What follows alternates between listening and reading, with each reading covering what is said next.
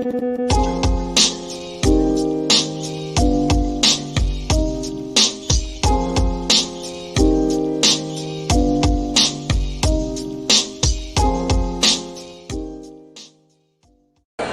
before she met Doug Emhoff, she dated some prominent men, including in 2001, former talk show host Montel Williams. Back then, he was the famous one and had to introduce her to the paparazzi. Kamala Harris. Now, the whole world knows who she is. I can imagine what can be and be unburdened by what has been. You know? What can be, unburdened by what has been. What can be, unburdened by what has been. What can be, unburdened by what has been. Poor hubby. Poor hubby. Not-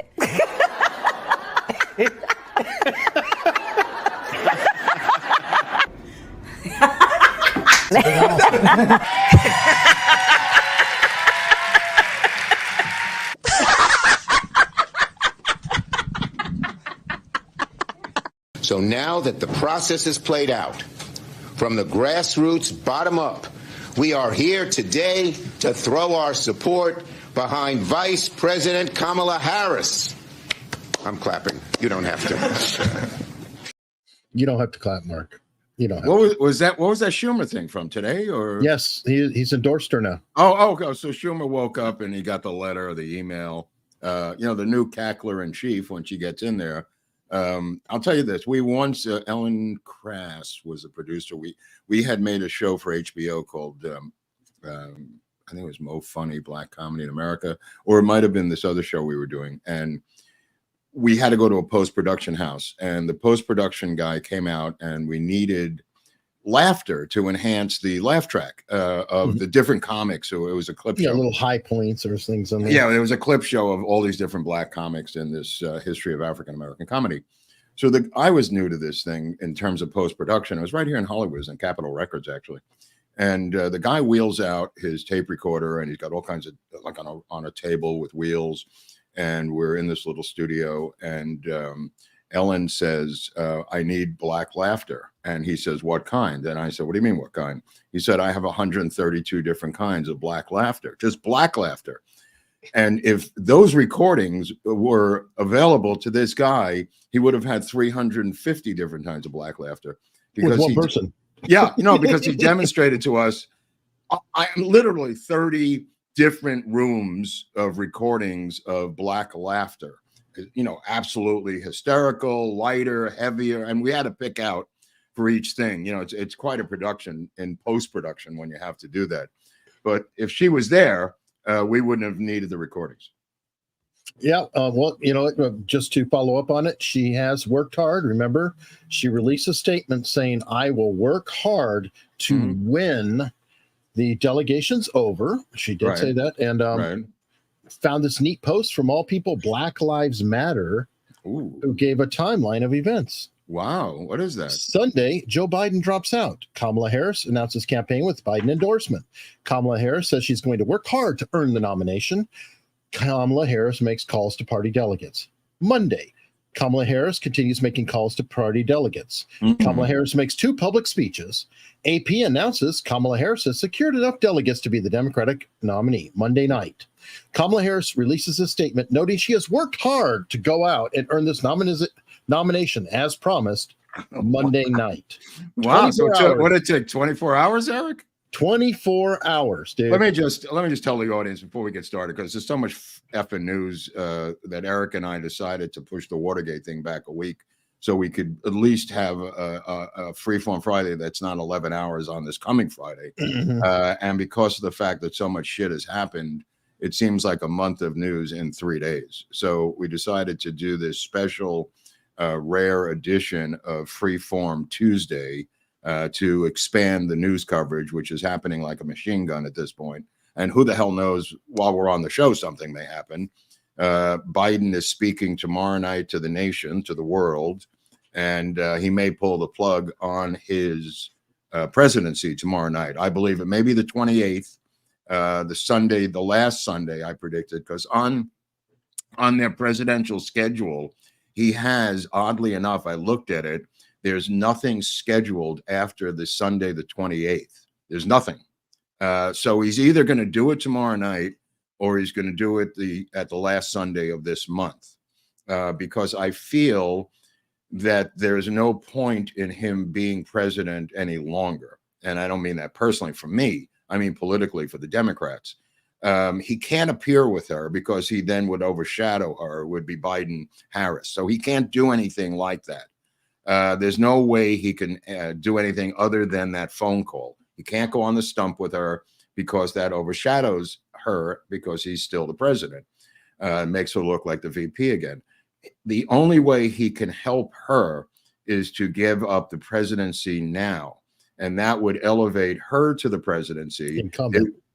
It'd make her an incumbent. There's legal things that would kick in. It would give her enormous gravitas for 3 or 4 months as the president. There's no point in him staying on till January. And I believe in the past week, 2 weeks, and today and going forward, him and his wife have been trying to hammer out an exit package. And I can only use the word exit package because it's the only thing that sounds like what's going on. Because there's no money-making ventures for him, unlike other presidents, after he leaves. He can't give any speeches for $250,000. There is no revenue coming in for his entire crime family. The negotiations going on right now are going to take as long as they take for him to resign. So the Democratic powers that be want him out yesterday. They don't. They're happy that they finally extracted the not running thing, but that's not enough. His existence itself is awkward for her politically as a campaign for a campaign, not as president. She would really, really benefit to have the gravitas of the presidency. In fact, her numbers would go through the roof. There's also already Associated Press polls having her 2 points ahead. She's already raised $100 million in 48 hours. This is fresh, new, shiny stuff for the Democratic brokers. If they can get him out, which I believe they will, the package has to be convincing enough financially to him and Jill, and that includes pardons, that includes his brother, that includes his sister. It's a complicated situation, and the Democrats, I think, are moving at lightning speed to get him to sign off on the package that they're offering him to get out. Because once he gets out, he's done. There's no more power, Eric. He can't negotiate anything with anybody. At the second he leaves the presidency, he's finished. And he knows that. So every negotiation that's going on is going on now. There used to be a guy, I'll give you an example. There's a minor example of it. There was a guy named Vernon Jordan. He was a black lawyer. He worked for Bill Clinton, and Bill Clinton brought him into the fold secretly to negotiate with a woman named Monica Lewinsky when that scandal was breaking. And Vernon Jordan met with Monica Lewinsky and her lawyer to carve out a package for Monica Lewinsky to appease her. And Vernon Jordan called up Clinton that night and he says, I've got her demand and you're not going to believe what it is. So Clinton says, I don't care what it is. Just make it happen and let's get this over with. Whatever amount of money. It's very Nixonian. It's $1 million. We can raise $1 million. I know where I can get the money, to John Dean. Clinton was doing the same thing. Blagojevich has done it. Every politician has done it. There's Vernon Jordan. I forgot about him. So Vernon Jordan tells him the demand of Monica Lewinsky. And you're never going to believe what the demand was. She wanted to be a VJ on MTV. And Clinton hit the ceiling. He fucking flipped his lid and started screaming. And Jordan said, I can't make that happen. And Clinton said, either can I. You got to get her off that VJ at MTV thing, which Vernon Jordan did. And that was why he was brought in, was to negotiate with the Monica Lewinsky people. But he flipped out, Jordan, and Clinton blew his stack about the VJ for Monica Lewinsky. So I only mention that because of these presidential negotiations of rewards for people they're trying to deal with behind the scenes. And the people who were doing that back then are similar to the people doing this now with Joe Biden. That's what's going on. All the delays of Joe Biden leaving are about his exit package, because if he stays till January 25th, Guess what he gets? Nothing. He just leaves, Eric. Goodbye. He has to do it. There's motivation for him to get out now. And, he's the 18th, his son of October is being sentenced to prison on the gun charge. And also in October, the federal trial begins on his son's IRS tax case from BJ to BJ. That's pretty funny. Anyway, I just wanted to get that out there as to where I think this is in terms of Biden's presidency. Now, he could announce tomorrow that he's done or the 28th. So we'll stay tuned. Yeah, I believe it. By the way, I don't know if you noticed it. There's so much news, and a lot of what we're covering today, Mark and I actually discussed yesterday, but we're trying to keep our normal schedule. We've been on the phone, talking about what we're going to talk about today. Mm-hmm. So the big surprise, we're going to get there, but this is called a tease. We're leading to it. We'll get there. I mean, it's theoretical. I mean, we don't have a smoking gun, but I just wanted to get to the news of where we are and get back to the shooting and the assassination. I want to talk about the shooter himself. Well, I wanted to do one more thing before I'm sorry. No problem. I noticed that somebody released this about Nancy Pelosi. The 25th Amendment was tweaked, or she was trying to tweak it in 2000. Yeah. And she specifically answered, this isn't for Trump. Oh, and I thought that is a very interesting little insight that was released today. Like, I guess it might not be. Because the thing is, they're talking about that they were going to remove his ass if he didn't follow along with what they're doing. Right. Well, there's also the footage of Trump saying that this 25th Amendment thing from Pelosi is going to come back to bite you in the ass. And that was from, 4 years ago. They were showing this footage last night of Trump saying it.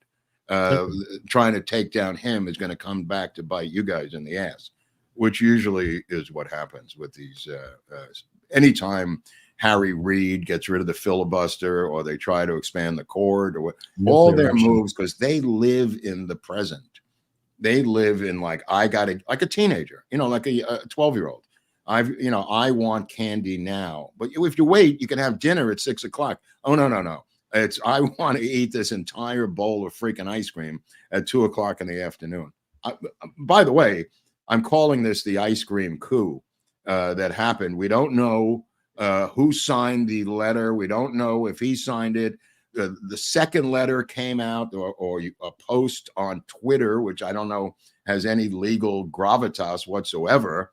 The second one came out, and the signatures don't match his older signatures. There's people now exploring how that was signed, who signed it, why was the second post the endorsement of Harris. There's a lot of palace intrigue here that reeks of Soviet replacement, Eric. You know when National Ice Cream Day was, right? The other day. November 21st. Sorry, July 21st, Sunday. Yeah. That's why I'm calling it. That's why I'm calling it the ice cream coup. Yeah. Yeah. I mean, no. That's where I got it from. You can't make this up, because all the memes with him and ice cream. No, come on. Of course. It's called. I think it's going to have some legs. Because the ice cream coup sounds like something. I don't know what it sounds like, but it sounds like something. Now, okay, so where do you want to go now? Let's say. Okay, you said you want to go to the shooter. I mean, I'm perfectly fine. I don't care. It doesn't matter to me. The shooter. Let's get into the shooter, because Ron Johnson has put together. Senator Ron Johnson out of Wisconsin has brilliantly put together a timeline. But just to back up to the hearing of the now resigned woman who ran the Secret Service. She's been replaced by a guy named Ron Rowe. I don't know who he is. He was her second in command, and Bongino is having a heart attack. So I'm just putting this out here because it happened today. Bongino's gone ballistic over this cat. He's apparently as bad as her, knows everything, is just as culpable as she is, was in the loop on every single decision. She is, according to Bongino. And today he just lost his mind over this guy. I just wanted to put that out there in simpatico to Bongino. I don't know what the deal is, but according to Bongino, this guy was sewn at the hip to her, Eric, I think is what he's... It can't be too surprising. I mean, if he was second in command, yeah, sure, yeah. I mean, she's not going to put up. She's not going to promote the people around her to be, straight shooters who are against her, not the Stonewall in chief.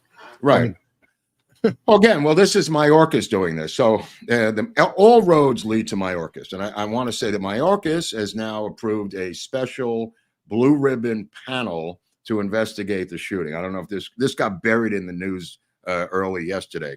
The blue ribbon panel involves a woman, national security person named Fran Townsend, who was a neocon under George Bush II. Fran Townsend, people remember her. Here she is. Yeah, she was a big talking head at the time about torturing people in Guantanamo and everything else.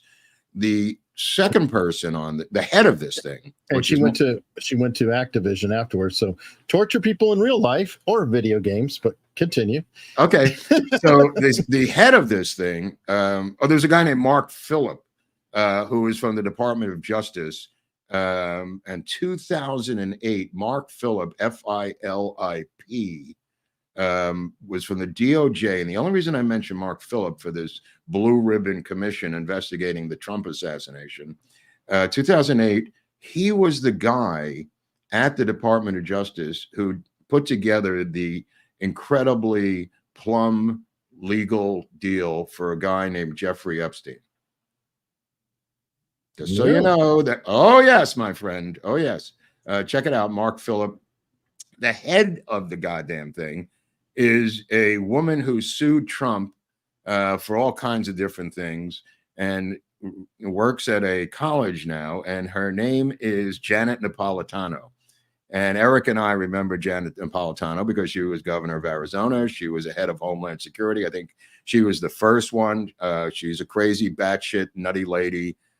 Trump hater. So they put her, this guy, Mayorkas, and the Department of Justice is so politicized.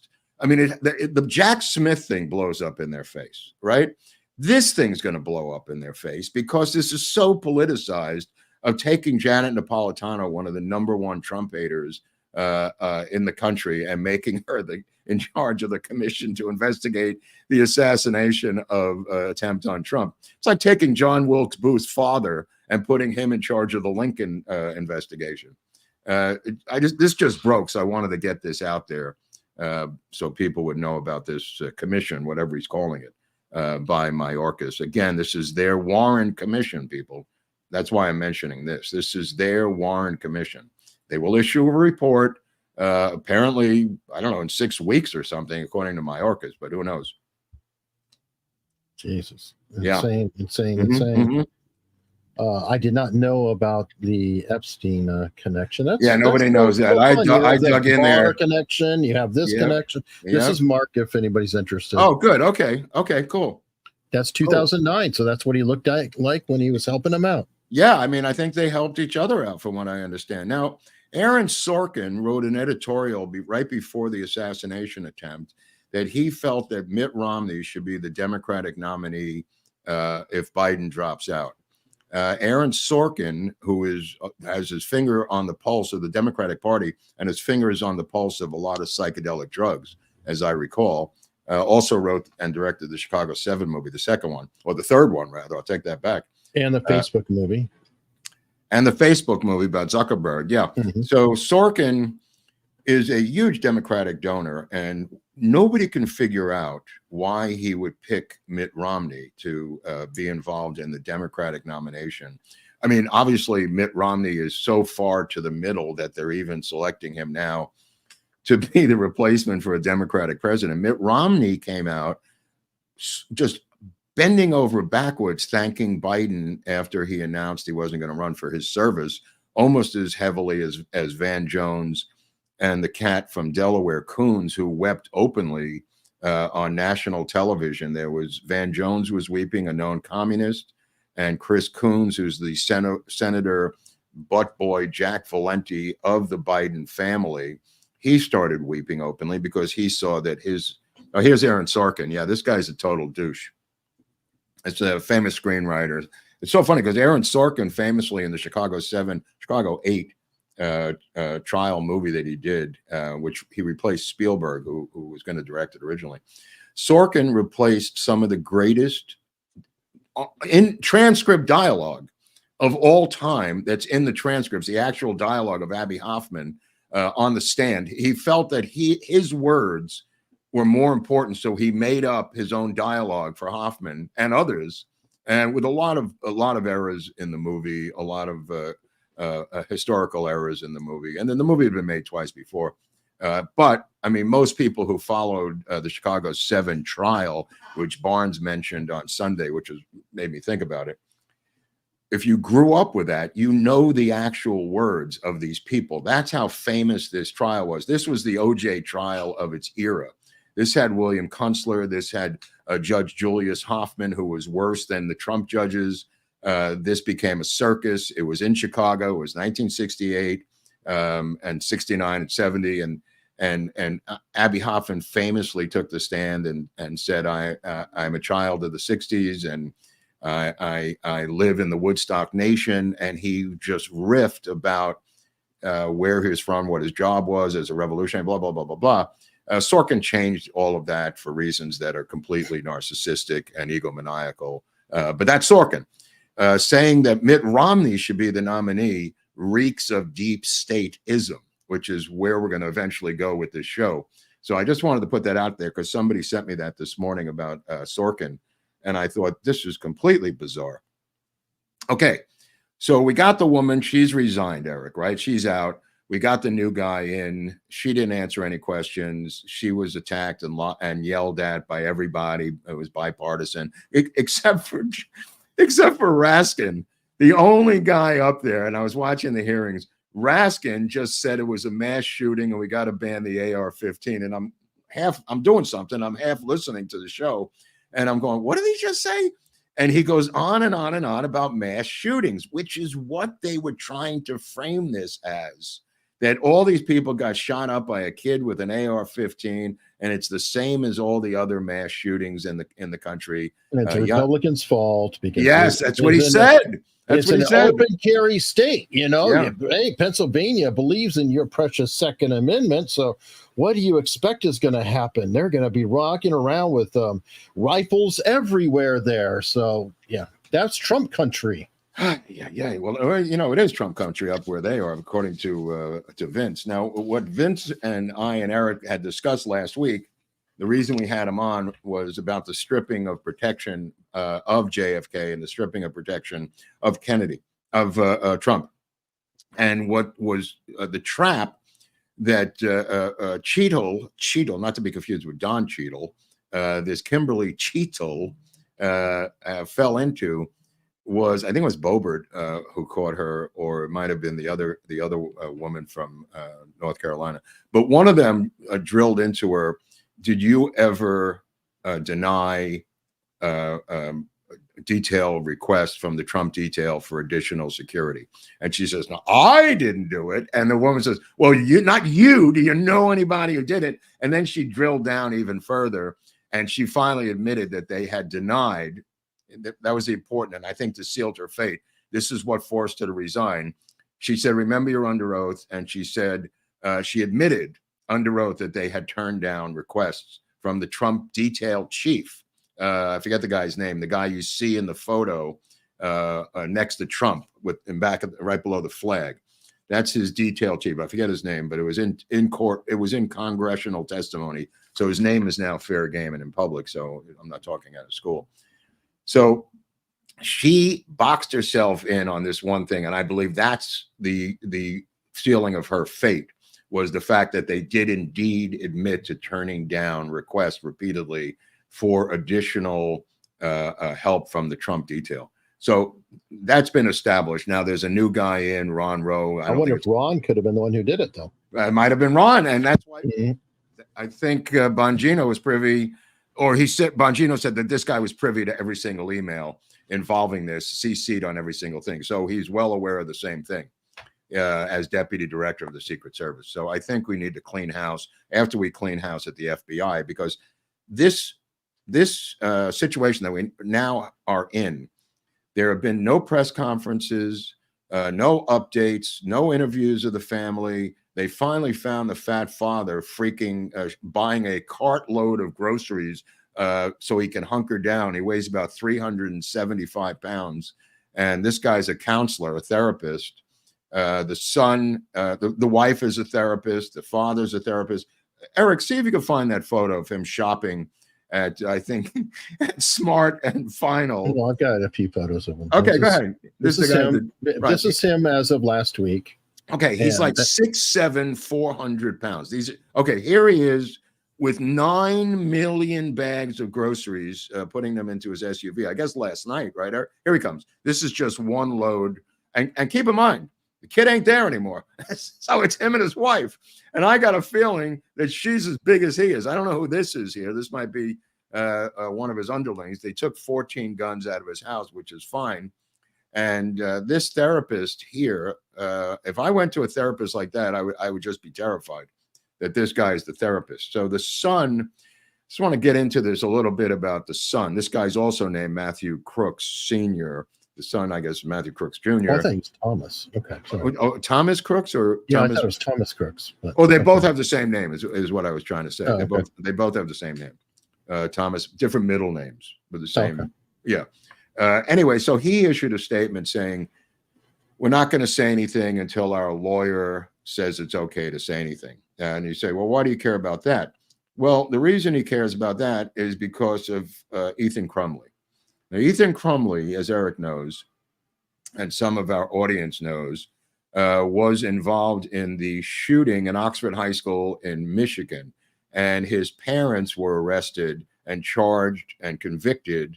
I forget the conviction charges for aiding and abetting this kid in his school shooting. So one of the things that Crooks Jr. was Googling was Ethan Crumley's decision, the court case, and everything else. And I think he was concerned about his parents' culpability in this. The last thing he said to his dad was, I'm taking the AR-15 and I'm going to the range.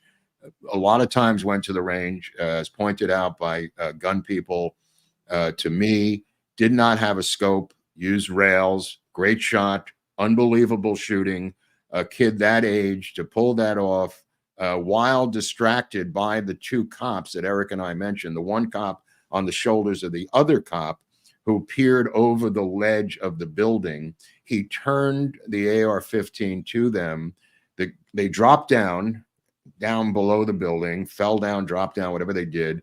He then turns back, repositions himself, and begins the shooting that led to his own demise. This is not a military kid. This is not someone with professional training. This is self-trained, and you got to give him some credit here. I mean, in terms of marksmanship. You know, he's disciplined. I mean, that's kind of what I'm getting at. That's kind of what I'm getting, and not with a scope, Eric. No scope. Well, I said it would be bad. I mean, a scope is actually bad for that particular shot. I think it's just a little close. Okay. I shot that distance with iron sights. He did it with iron sights. I thought right. he had a scope. He had the rangefinder, which they found in his bag when he came in. But let's just trace back, because Ron Johnson put together a timeline in his early report that Senator Ron Johnson, not Mike Johnson, Mike Johnson says, by the way, he's going to contest every Democratic ballot state maneuver to get Joe Biden off the ballot and Harris on the ballot with a candidate to be named later. Just to get into the Mike Johnson thing for a second, Johnson says he will legally challenge it. Will yet to be seen. She's already raised $100 million to people who were the people who argued with me that there would be no money for her because it was legally for Joe Biden. That doesn't even matter now, because she's going to outraise the guy and then somehow legally get that money anyway at some point down the line. But nevertheless, I'm sorry. One other thing, this is in today's testimony, since you're starting to bring up Congress people or whatever. I thought it was particularly poignant that this son of a bitch got called out. Benny Johnson? Yeah. Okay, out of Mississippi. Benny Thompson out of Mississippi, whose staff member was fired for tweeting that somebody should take better aim at Trump last week. Yes, this would be the same Benny Thompson who introduced a legislation that convicted felons could not get Secret Service. And right. They called him out during the questioning today. Oh, I'd like to see that. Can we show that Friday, Eric? Yeah, I'll have to track it down. He got called out twice, but he had to go. I would like to have a point for the record. It was Hey, Mo, hey, very, Mo. very well done to say, funny that.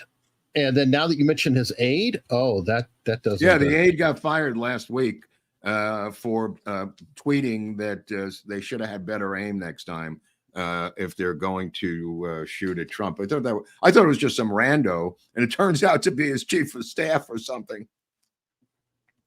Yeah, which is pretty bad. It's pretty bad. But okay, so let me get back to this timeline thing with which I found to be quite interesting. The timeline. First of all, he comes back and gets on the iron sights, and he does the shooting. Whatever happens, happens. And he apparently had the detonator on him for the explosive devices that were not only in his car, but the van. Were also he had planted one by a gas line somewhere on the grounds. I'm not really sure. I haven't seen a photo of that. But apparently, after he goes to Home Depot in the morning, he gets the 5-foot ladder. There's the receipt, and he's on camera at Home Depot. The 5-foot ladder disappears. It's never found on the grounds. This is one of the mysteries, the ladder gate, as I'm calling it, how these ladders got there, because that ladder was never found. I just want to point that out. Right. Okay. So he leaves the van where it was, and he takes his bicycle out of the van because the van is going to be blown. He's going to detonate the van. Takes his bicycle with his rangefinder and his gun bag with his gun on his back and his backpack. Think about what this looks like, Hunley.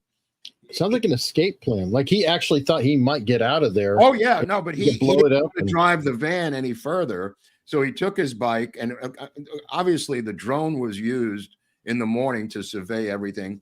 And psychologists have told me that these types of shooters will prod a little bit against security to give them the courage, but also to test if there's vulnerability, which he was doing in spades.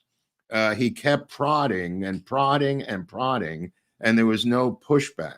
And I'm not talking about just climbing on the roof. I'm talking about surveilling the place the week before, taking his bicycle, using the drone, going to the range with his AR-15. Nothing pushed back against him. Photographed by the Secret Service an hour before. Nothing happens. Okay. So let's just get into briefly. I just want to go ahead. I don't know if that was Secret Service that photographed him or ERU, because the testimony today was very interesting. There were some elements that came up. I don't know if you know about the Josh Hawley letter that he wrote, and the tips that the ERU, I think is Emergency Response Unit, that they were actually inside the building with the window with full view of the roof. However, when the report came that he was out there, they left their spot and they were out looking for him. Oh, right. Yes, at the time. Yes. But there's also the criticism that they weren't on the roof because it was a hot day. I've heard that. So they were inside. Well, with the we're going AC. to need, right. I agree. We're going to need testimony about that from individuals. Yeah, it's getting there. I'm just saying, but this was coming out today. They were asking the state, the state chief, I guess, the chief of the state police or whatever about this. And so this is out there and it's getting very, very interesting. And again, all these little holes in the security. He rides this bicycle with his gun bag and he leaves the bike and then eventually gets on the roof. Okay. Let's just see what we have in this preliminary timeline from Senator Ron Johnson. July 5th, 2024, 8 days before the Trump rally. 8 days. According to local law enforcement, United States Secret Service first informs Butler County Emergency Services, ESU, of the Trump rally scheduled for July 13th, 2024. July 8th, 5 days before, Butler ESU reportedly meets with Secret Service regarding the rally. Eric receives info regarding the timeline of the event and is informed that the rally will be held at the Butler Farm Showgrounds. Okay. July 10th, 3 days before the rally, Secret Service reportedly conducts a site visit at the Butler Farm Showgrounds in advance of the July 13th rally. July 13th, 2024, 9 a.m., Butler ESU holds a briefing for local SWAT and sniper units, Eric, from Butler County, Beaver County, Washington County, providing security for the event. At the briefing, Butler ESU provides a 46-page slide deck which outlines areas of responsibility for each local unit and staging locations, including sniper locations for each local unit and the Secret Service. According to attendees of the briefing, no Secret Service or any other federal law enforcement is present for this major briefing. According to attendees of the briefing, Secret Service had not initially intended to provide sniper units, changed course for unclear reasons. Butler ESU's briefing includes an outline of the security perimeter for the event and areas of responsibility. Okay, 9:27 a.m. Thomas Matthew Crooks, the alleged shooter, enters Home Depot, as we were discussing, located in Bethel Park, Pennsylvania, Eric. CCTV footage of the Home Depot reportedly shows the shooter entering alone.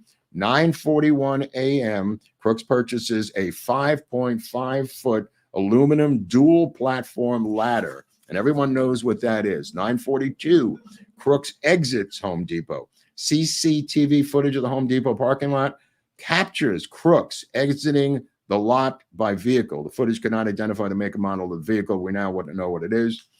10:30 a.m., 2 local law enforcement snipers are in position on the second floor, as Eric was saying right now. Okay, so the ladder, I just got to make sure that was the day before, correct?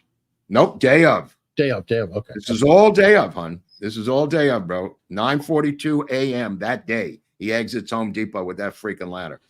10:30 a.m., 2 local law enforcement snipers are on position on the second floor inside the American Glass Research Building, which we described going back to the 1930s as the Tin Temple, run by the mastermind of Glass, who ran it in the 1930s, 1940s. The original owners of it were described in the last episode. Same building. 5:10 p.m. Crooks is first observed by one of the snipers, AGR Sniper 1, at the AGR building, which is what you just described, Eric. That's what you're talking about. 5:14 p.m. AGR Sniper 1 takes the below pictures of Crooks.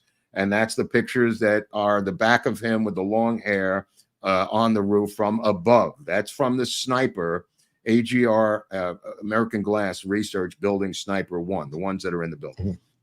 5:28 p.m., AGR Sniper 1 takes the below picture of the bicycle. This is the shot, the famous shot that I was just describing to you of the bicycle. There's the shot of Crooks that has been publicized. 5:28 takes a picture of the bicycle, what appears to be 2 bags located right near the AGR building. It is unclear what happened to the bicycle, Eric, and bags after July 13th, 2024. They refuse to address this question. They refuse to address the existence and location of the weapon. They refuse to address how many shells were found on the roof. They refuse to address any physical question, unlike the Dallas police, who literally took a Carcano or maybe a Mauser or maybe a British Enfield out of the Texas School Book Depository, took photos of the shell casings that were scattered by them on the floor, took photos of the sniper's nest. This is the reverse. This is and they watched the roof too. Don't forget, you got to clean the roof up. Right, but that was similar to the JFK limousine at Parkland, which had dozens and dozens of witnesses watching the Secret Service wash out the blood of JFK from the back of that limo with a bucket of water and soap and sponges. This was documented. There's photos of that. You could look it up. We've had plenty of discussions about that. The FBI gets on the roof and with fire hoses washes out the blood and brains and everything else off of the roof, exactly the same way it was done in 1963 at Parkland. This has to be noted because of the incredible oddity of both events. Okay, let me go on. 5:32 p.m., AGR Sniper 1 spots Crooks looking at his phone and using a rangefinder. The last thing he took on his phone, by the way, was a self photo of the screenshot, of the coverage of the rally on TV. If that, you know what I'm saying, Eric? He took a screenshot of his phone live coverage of the event. Okay.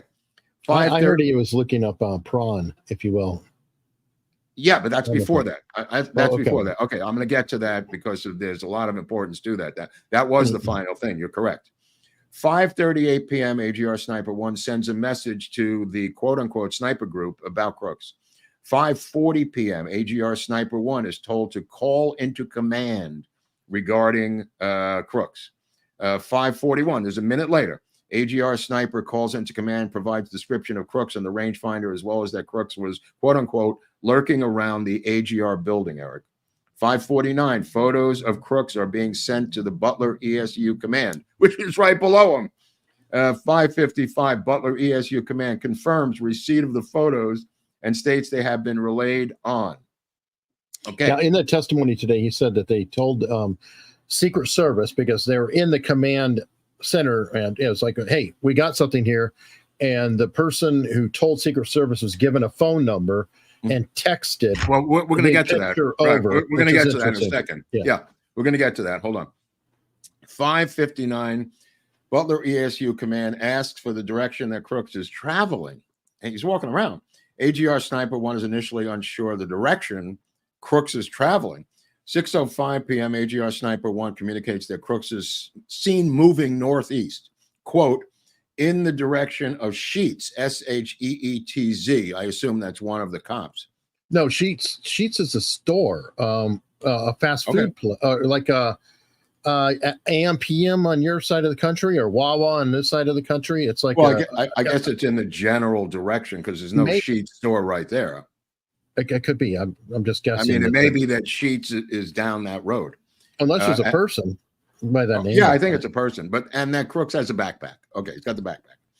6:06 to 6:12, 6 minutes. AGR Sniper 1 goes to the ground floor of the building to meet local law enforcement patrol to alert them to Crooks's presence. Okay.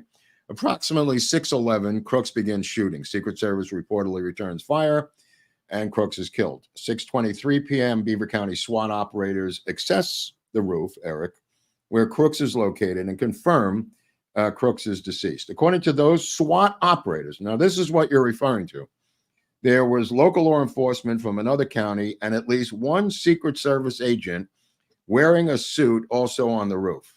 Okay? Now that Secret Service agent in the suit did not produce any ID.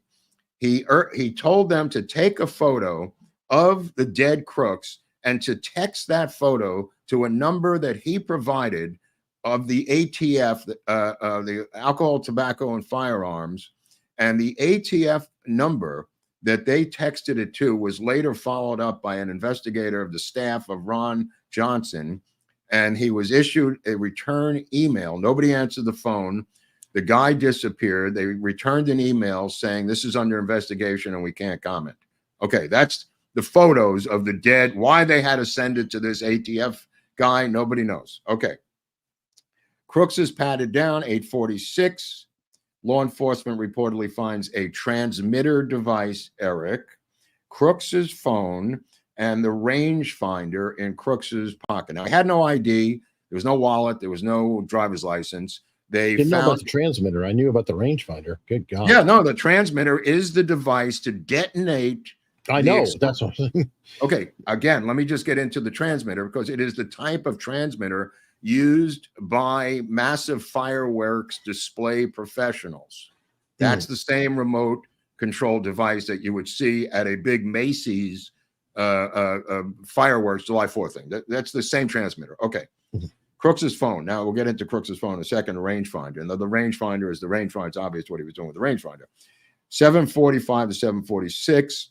At the request of Allegheny Bomb Squad, local law enforcement text pictures of Crooks and the items near his body to the phone number with a 215 area code, Philadelphia, which is the head of the deep state now, seems to operate out of Philadelphia, associated with an ATF agent. ATF reportedly is using pictures of Crooks, Eric, according to them, to run facial recognition. Okay, that doesn't work. The reason they find Crooks is the serial number on the AR-15. The gun itself traced back to him pretty quickly through maybe ATF, for that matter. I don't really know. I think, right? Maybe, I don't know. I thought it was his dad's rifle. Right. Okay, but whoever it was from the serial number is how they identified Crooks. Now, there's more here that we could get into a little later. The questions that Ron Johnson has put together that are still outstanding. 7:45 to 7:46. Crooks's phone. Now we'll get into Crooks's phone in a second. The rangefinder. 8:46. Law enforcement reportedly finds a transmitter device, Eric, Crooks's phone, and the rangefinder in Crooks's pocket. Now, he had no ID. There was no wallet. There was no driver's license. They found the photos of the dead Crooks When did the Secret Service come away? There's a million questions that he's got here. But I wanted to get into the phone because the phone, like Eric said, the last thing he did on the phone was, what are we supposed to say? Prawn. What is the word? Prawn, like a shrimp. Just reverse the letters and it goes. Do they know? Do people know what that means? Anybody who listened to YouTube for a while know that prawn is material, visual. Okay, go ahead. That people use to pleasure themselves. Thank you. Okay, because I don't know what that is. But anyway. No, I see. Okay, well, let me explain to you what my theory is on this, because I've had a lot of experience with these kids. This kid was a gamer. He was a brilliant math kid. He had gotten extra scholarships for math. He had gone to some other local colleges and was brilliant in a lot of ways. And he was a gamer. Now, gamers are weird. Gamers will game for days on end. And I've had a bunch of these kids, just like him, in rehab, working in recovery. And it's always the same kid. They're exactly like crooks. They will originally be put on Adderall at an early age. And I always surprise them by simply saying, what age were you? What grade were you in when your parents put you on Adderall? And they will be stunned. And they will say, how did you know that? And I say, because it's in every single case.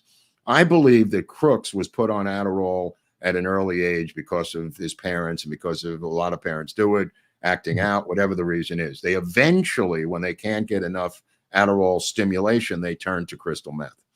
And crystal meth and gaming go together like samurai swords and beheading and meth. Gamers, okay, just so you know, this is all anecdotal, but it's my experience running rehabs and working in rehabs with kids in their late teens and early 20s. These gamers find meth. Usually they get into Adderall early on, stay up for days gaming. And I've asked them all repeatedly, my question is always, what is the longest amount of days you've ever stayed up gaming? And it's usually 4, 5, 6 days without sleep or food. And then we have a chuckle about it and blah, blah, blah. They're all through rehabs out here, these kids, early 20s, teens who are addicted to gaming and meth. I believe that this was that kid. And one of the last things they do when they're not gaming is to Google and monkey around with prawn. Right. That's their other addiction. So the fact that this was the last thing this kid Googled, it was almost a goodbye to his other addiction, because I believe that he knew this was coming to an end. If they do an autopsy on him, which I hope they do, I think you may find stimulants in his blood system. I hope they do too, but we don't know. And I think you'll find that also can make you very jittery with a rifle. Anyway, this is all anecdotal. It's my own theory from my own experience working with kids who are gamers at this age. So I just wanted to put that out specifically there. Addict kids that are gamers. I mean, there are other gamers who might. Oh, no, I agree. Of course.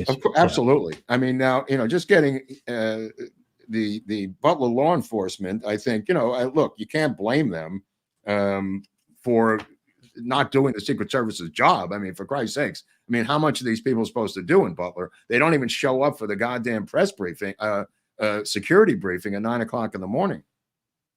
Yeah, and they're a small department. I don't remember. It's like 12 to 18 or something.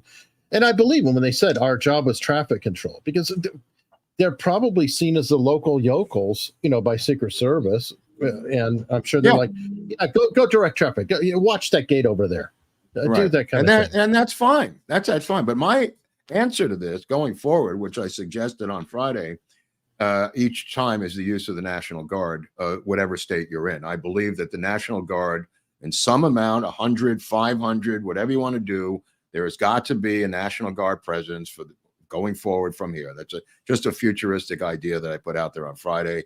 I know people are going to push back. It's impossible because of A, B, C, and D. Again, I'm just putting out ideas, people. I'm not the guy who implements this shit. I will tell you an interesting statistic, though.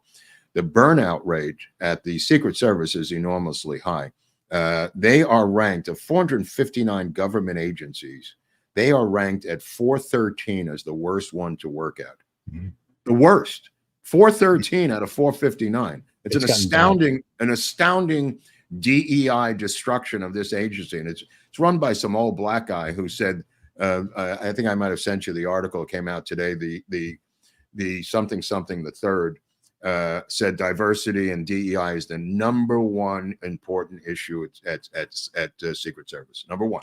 Well, because it affects in multiple ways, Mark. One, they're understaffed. I believe that completely. They're overworked. They never get to see their family or anything. And then they're being replaced by incompetent people, which causes a lot of them, probably the better ones, to say, screw it, I'm retiring. The second they retire. So it's bleeding out the good talent. And putting in unqualified people. So it's a problem that just exacerbates itself. You can go to their own website and see the lowering of mathematical standards for size, ability, push-ups, timing on running. Every single metric, it's on their own website, has been reduced for DEI. They're actually looking for wheelchair Willie types to be in the Secret Service. I mean, there's a whole separate DEI section just on hiring the disabled. Which, by the way, I'm okay with in terms of their investigatory branches, because they'd be fantastic with counterfeiting and many other things the Secret Service do. But presidential protection details a very specialized field, much the same as in the Army, their specialized fields. Arlington National Cemetery, I'll just use that as an example. You have to be a certain type to do that job. It's got to be certain physicality. You have to march a certain way. I mean, I know it's an odd comparison, but I just want to throw it in there. There's specialized fields that have specialized physical requirements. It's nothing personal. Well, just to get back to the kid and the shooting, this is just my take on it. I don't believe anybody was on the water tower. I think the 8 shots will come out of that gun. I think they're traceable to that gun straight across as he sprays the bullets. I don't believe that there's another shooter.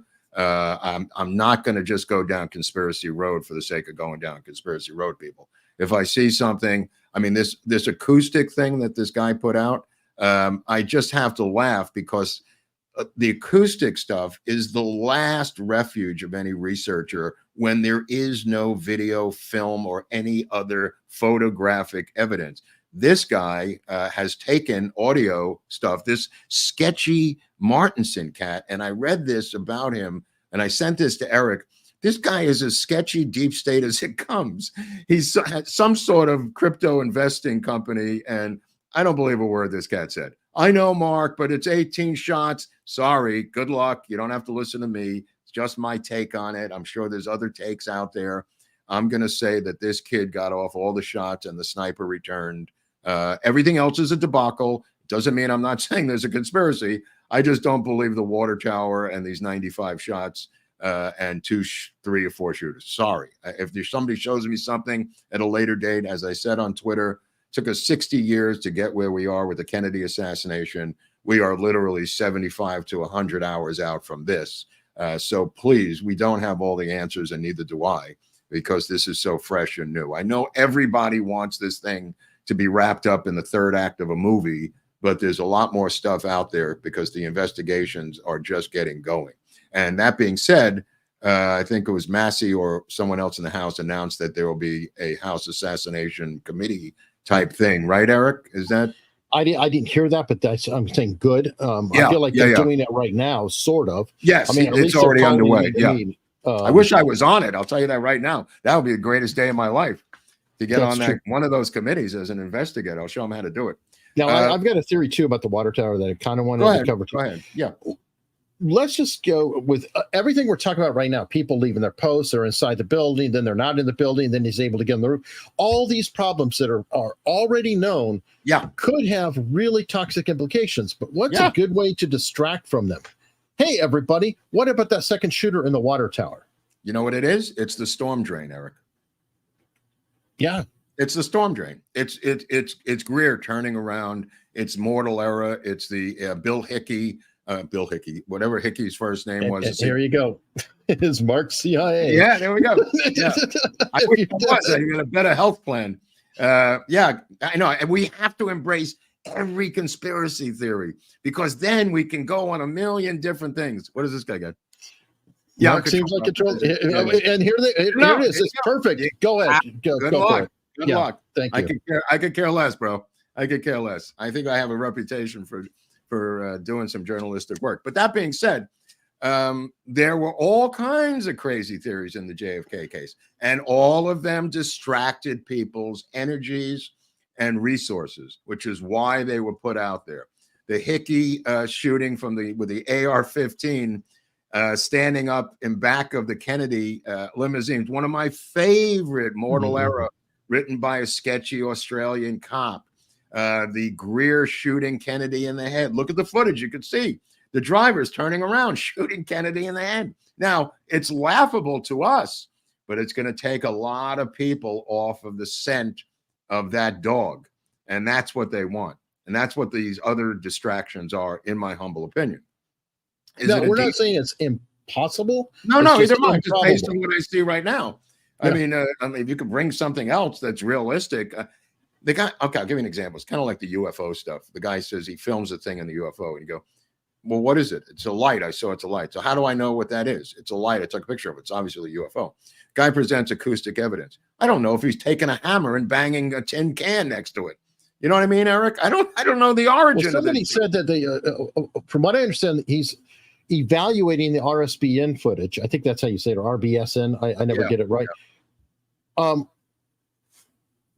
As I said before, modern microphones and cameras are cutting out the high ends of equipment. So I'm already having problems with the source material. If you're using just that video feed, that's not great for acoustics. So right. Anyway. I just wanted to address it. I don't want to go down this rabbit hole, which is what the deep state would like us to do, to get distracted into the drain sewer shooting from the storm drain people, as I'll call them, let's say, in the Kennedy assassination. They're still out there. There's how many times? I'll answer this. Let's just say Crooks is the known shooter. I'd say he's the known lone. I'll go that probably far. lone too. But I'm just saying, if there is somebody out there, I don't know. But I'm going to say he's known. Let's figure it out. There's a lot there to chew on. There's a lot there to chew on. So we'll get to that. But I mean, there were so many crazy theories in the JFK case, and then the reverse was true in the RFK case. This was an open and shut case of Sirhan being the lone shooter, and everybody kind of went along with that ride until people started to examine the Thomas Noguchi perfect autopsy, which showed that Thane Eugene Caesar was the only person who could have killed him, standing right in back of him, a phony security guard, his first night for the A security company out of Simi Valley. So it cuts both ways. And we found out that there was CIA infiltration into the LAPD intelligence unit. I think I discussed this with Al Gonzalez at one point, and Al said to me that many people in urban police forces, intel units have training from the CIA, and he acknowledged New York City police have it, Chicago has it, LAPD had it, with a couple of guys that we mentioned in the coverage. If you want to see the Sirhan episodes that we did, if you think I'm CIA after that, good luck to you. But I'm one of the people, along with RFK Jr., trying to get Sirhan out of prison, by the way. But it's a deep state operation. I can't talk about it. True. And those who are complaining about me interrupting Mark, I have one. Forget it. What do you forget? Eric, forget it. Who cares? Eric and I have been talking for 2.5 years. I mean, when you talk to your brother, you go, my brother interrupted me. I'm going to tell mom that my brother interrupted me. Go fuck yourselves. We got bigger fish to fry. I actually have something for them, Mark. I have something just for that occasion. Let the witness object if he wishes to. Well, sir, I'm not a potted plant. I'm here as the lawyer. That's my job. That's great. Wow, that's a great one. Wow, touche, Hunley. Well, you know what? Getting back to the storyline, which is more important, Tucker came out and said we have to make it. We had to, or should have, or will in the future, should begin making citizen arrest of these people. And he called for the citizen's arrest of Cheadle at the Republican National Convention. I don't know if people heard this. I've never heard this from Tucker before, and it's right in line with my opinions on physically doing something. Tucker went into a whole long story in this interview with Jack Posobiec talking about making physical arrests of these people as citizens' arrests. I've never heard him discuss that. It's a brilliant idea. And I know 85 autistic people are going to tell us why we can't do it, but it was brilliant coming out of Tucker. And he said at some point, and he said, this is a problem of the conservative right. They seem to not be able to draw a line that can't be crossed. And he went into details and he said, if the assassination of Trump is not a line that can't be crossed, what is? And I have complete sympathy and empathy for what Tucker is saying, because I've been saying similar stuff for over a year with Eric, saying at some point enough is enough. And I was impressed by Tucker finally saying we got to draw a line in the sand. And he said there's a lot of cowardice on the conservative right. I've been saying that for a year and a half. Anyway, I just wanted to put that out there just to let you know. On the air and off the air. I've heard it on many phone calls too. It drives Mark crazy. No, it drives you crazy. And I've tried to explain to Mark, conservatives tend to be honorable, and they don't like to go down that path. Anyway. Yeah, well, they were discussing that in the interview, which I highly recommend, of Tucker and Jack Posobiec from this week. A really, really incredible interview, which is going to lead into where we're going with this storyline, because it's about the conspiracy to kill Trump. And they discuss it, and Eric and I are now going to discuss it. And if you still think we're deep state at CIA after that, good luck to you, because I do believe there was a conspiracy involved here, and it doesn't mean anything about crooks. I mean, look at Lee Harvey Oswald, look at Jack Ruby. I mean, it turns out there were different things that they were connected to, and there's some things that are accurate, and there's some things that are not. But before we get into that, I just wanted to. People brought up CrowdStrike this past week. About the outage that Eric and I mentioned on Friday, that CrowdStrike put in the wrong patch, Eric. Or remember you were explaining. I have details on that. If Go you're ahead. interested. Go ahead. I am. I just wanted to bring that back up from Friday. Oh, perfect. Okay. I interviewed Zach Voorhees, who's a senior system engineer at Google, and he broke down exactly what happened with it. Now, it's very interesting because when you're running a patch or a computer update, there's basically two different kinds. There's one that's going to rewrite processes and things in the system. So it's like, okay, you have this program that does this. I'm going to update that program. And then there's other ones that are going to just put in data, like, just information it needs to know. This bug pre-existed the update. So the bug was already in the software. So it's very interesting. And then what was sent down to it was just data. So, I mean, just data, who cares? It's, like just numbers, a text file. But that data, when it hit the bug, tripped the bug and caused essentially a memory dump, which brought down the whole system. Right. Now, as he was saying that, that's some definite bad programming, but then he also admitted that perhaps somebody knew such bad programming was in there before they left. And well, coincidentally, he just did a tweet yesterday pointing out that the chief security, I believe, cashed in a few $1 million worth of shares right before he left, like a month or two ago. So, I mean, well, Delta is still in complete disarray, here. I mean, Delta is knocked out. This is still happening, Eric. They have not gotten their shit back together, Delta, and other airlines, but Delta's been hit the worst.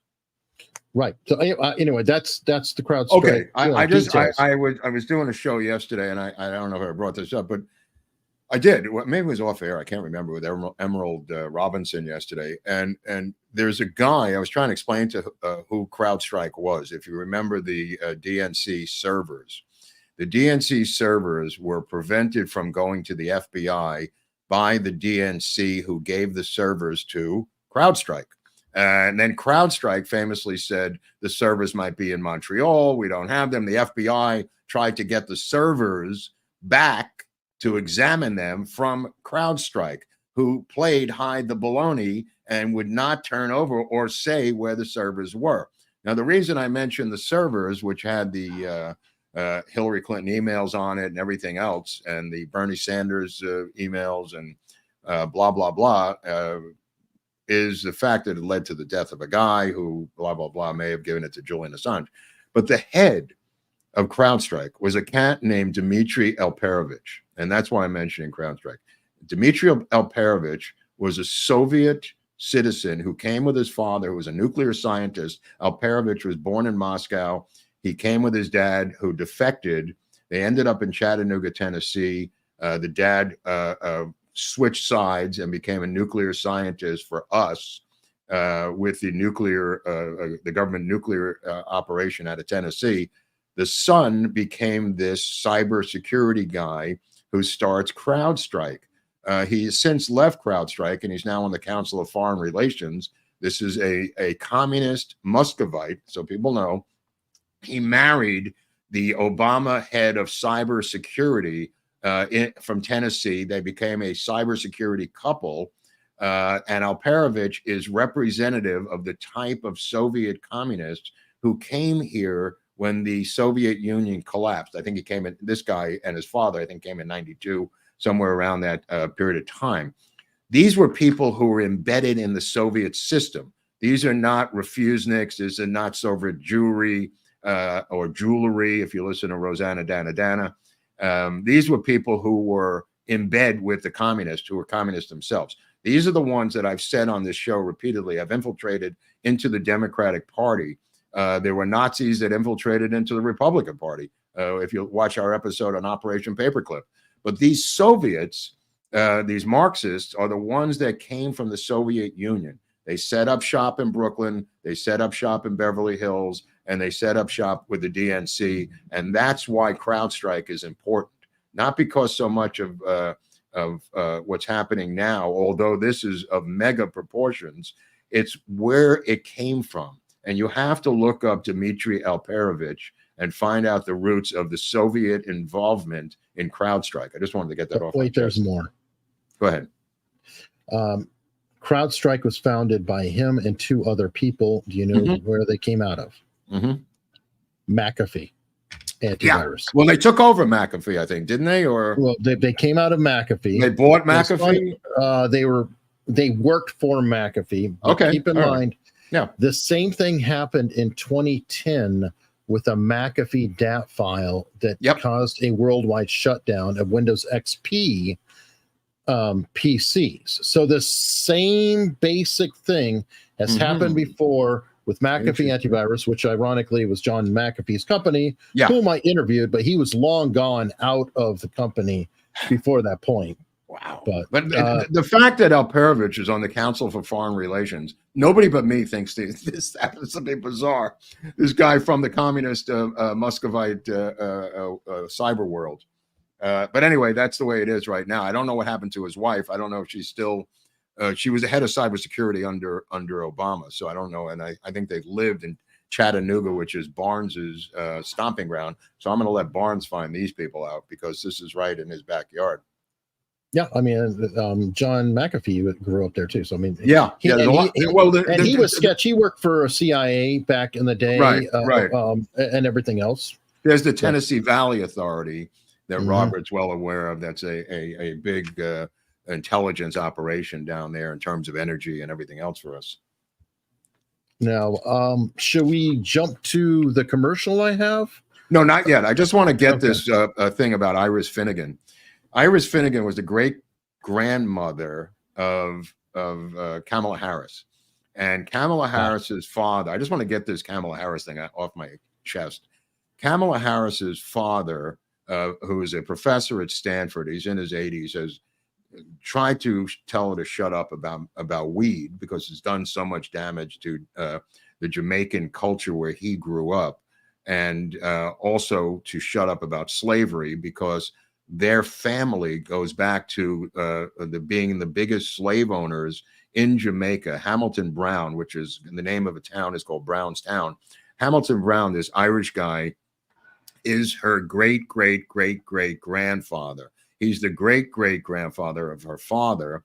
And the father said to her, you got to shut up about slavery and all this black stuff because A, you're not African American, and B, we were slave owners, and I think they had about 137 slaves. I forget the exact number. I looked this up years ago.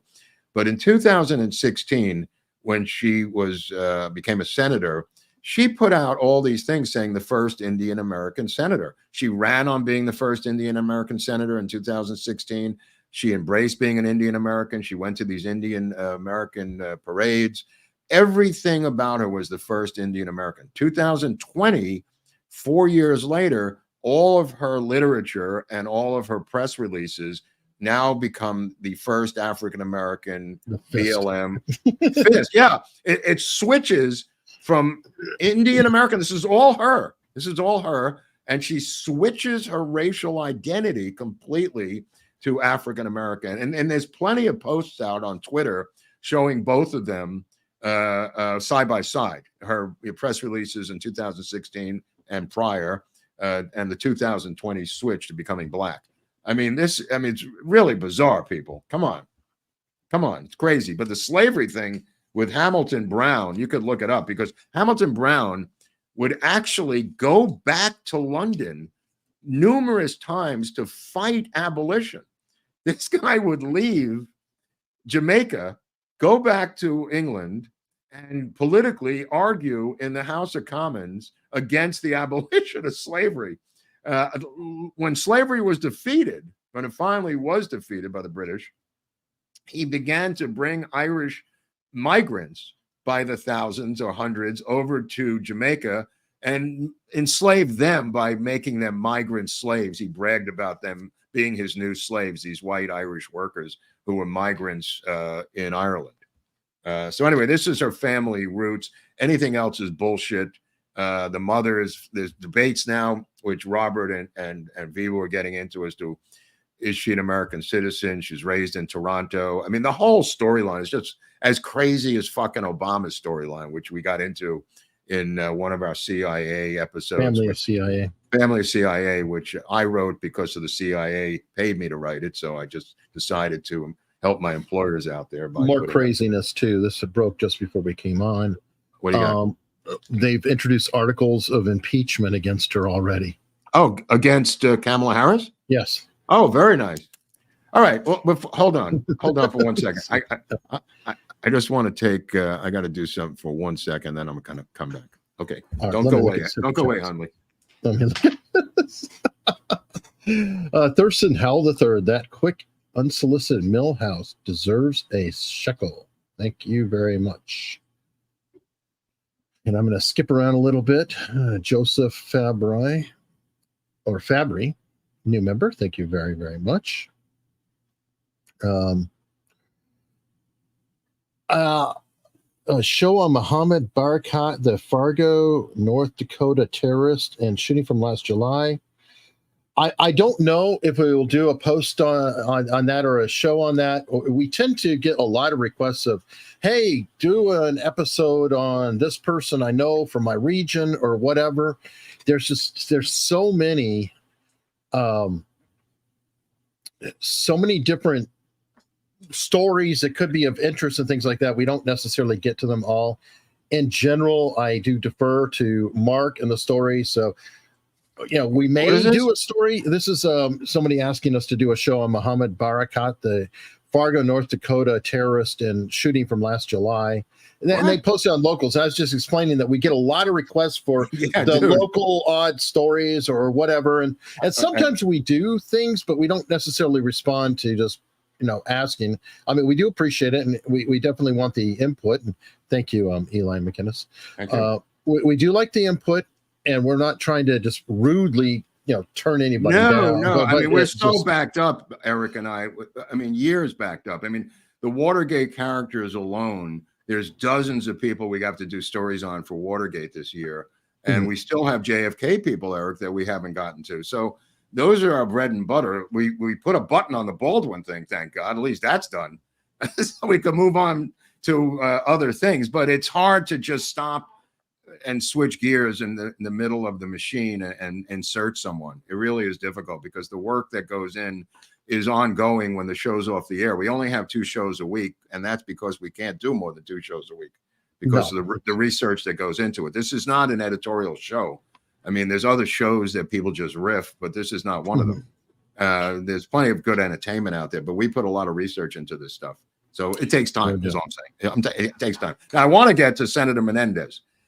Which is what I want to mention next, because Menendez announced today that he's going to resign. It's going to take a month. in August, right? Okay.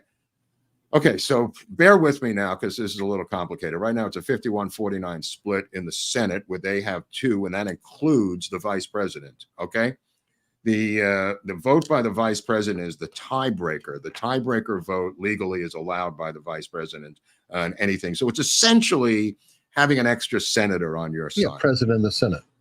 Right, exactly. But it's actually like having an extra DH in baseball. You know, you just this person's not on the field, but they come in and they.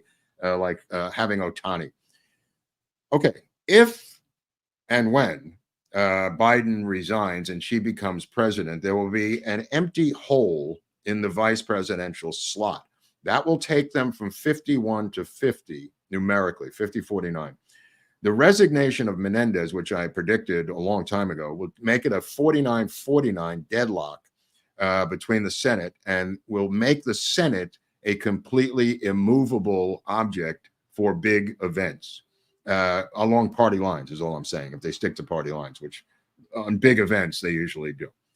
Big events could mean the approval by majority, for instance, of a vice president, because what I believe she's going to do, she's going to take. Go ahead. I'm sorry. No, I have a dumb question. It might be a dumb question. I don't know. Do you have to have an absolute majority to win? So I mean, because 50 is technically not a majority. It takes 51. Okay, let me just explain it. To get the vice presidential person into office, it's a majority of the House and majority of the Senate. Okay, let's just be clear. Let's just be clear. 49-49 is a tie. There's no majority there, which means theoretically they could block any vice presidential appointment that would not only give her a vice president, it would give her control of the Senate. Keep this in mind, people. This is huge. This is effing huge. Because when Biden resigns and she becomes president, I believe she's going to take the vice president she's picking now as her vice presidential ticket, which I think is going to be Cooper out of North Carolina. He becomes her vice president on the ticket. She will then attempt to get him to be the vice president below her, like Nixon and Ford. When Agnew was out, there was a hole, and Rockefeller came in underneath Ford when he moved up the ladder to president. There was a hole there. They voted to approve Rockefeller, and there's a whole discussion that's fascinating by Pat Buchanan, if you want to read his book, just about the Rockefeller nomination and why they picked him. However, that being said, with a 49-49 deadlock, you can block the appointment of her vice presidential candidate, and you could say, well, that's kind of mean, but it's not, because it also, by approving Poole is the guy's name? Cooper. I'm sorry, Cooper. Roy Cooper or Ray Roy Cooper? Cooper out of North Carolina. Yeah. By blocking Cooper or anybody she picks, you're controlling and blocking her from having control of the United States Senate. Think about the hardball politics behind that, folks, because that's going to happen. And stream succession too. Yes. Oh, yeah. And that gives Mike Johnson the right to succeed. No, not zero behind. No, he's number 2. He's right, number 2. He's number 2. I mean, think about the hardballness of what I'm saying here, because these sons of bitches have got to grow some balls and start playing like the politics I learned from my grandfather in civics. Sitting at his knee side, reading the New York Times and New York Post Daily News in the morning. That's how I learned about the majority in the Senate and the House. He told me that as a kid. Somebody asked me, how do you know that? I mean, Barnes knows this. People who study civics, everybody knows this. The point of the matter is, this is now in real time, like the Watergate Saturday Night Massacre, where Nixon fires the attorney general and he fires the next attorney general, brings in Bork. They called it the Saturday Night Massacre. We're going to cover it as an episode, so I'm not going to get that deep into it right here. But they went crazy on the news about it being the constitutional crisis. That's where you heard it first. It was about the Saturday Night Massacre in Watergate. Well, this is bigger than Watergate, my friends. And I mean that in political terms and also geopolitical terms. Where I was going though, Mark, I feel like we might have missed each other's. Even if it's 50-49, it may not be enough, because a majority is 51. like the majority of the Senate, not the bigger number. Bigger numbers of plurality. So like a 49-47 is plurality. Yeah, there's more on one side, but that's not a majority. An actual majority is 51. So I wonder if she's screwed That I don't without know. him. I believe somebody can look look it up. I just thought a simple majority confirms the vice president. But okay, let's move on from there. We'll get into that when Menendez resigns, because that's going to happen. The reason Menendez is so important is because what happened to George Santos. Santos had no support and was pushed out by his own party. And here is Menendez convicted of having gold bars and literally working as a foreign agent for 2 enemy countries. I mean, it's astounding that he's not in prison for treason, for Christ's sakes. This guy well. What's that? He meant well. I mean, Qatar is the home base of Hamas. Now, Hamas has taken over the capital right now as this show is going on. There's hundreds and hundreds of Hamas people in the capital in an insurrection. I don't know if Eric's got the video, but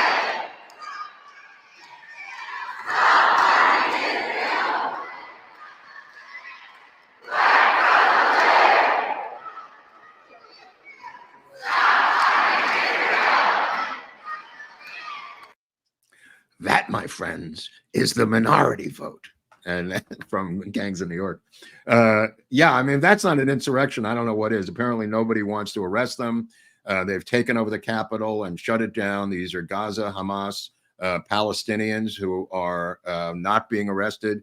She, meaning Harris, is extremely pro-Palestinian compared to Joe Biden. Biden, an old school Democratic pol, never really went over the line with Israel. She is not going to hold that if she becomes the president. Now, Netanyahu came to town, doesn't know who the hell to meet with here. So he met with both of them. So he doesn't know who to sign a deal with or get weapons from. He's meeting Trump. That just came in. I know. He does that all the time when he shows up. And I'm talking about the actual government that he needs weapons from doesn't involve Trump. It involves either Biden or her. Sure. And he met with both of them because he doesn't know who the hell's in charge anymore.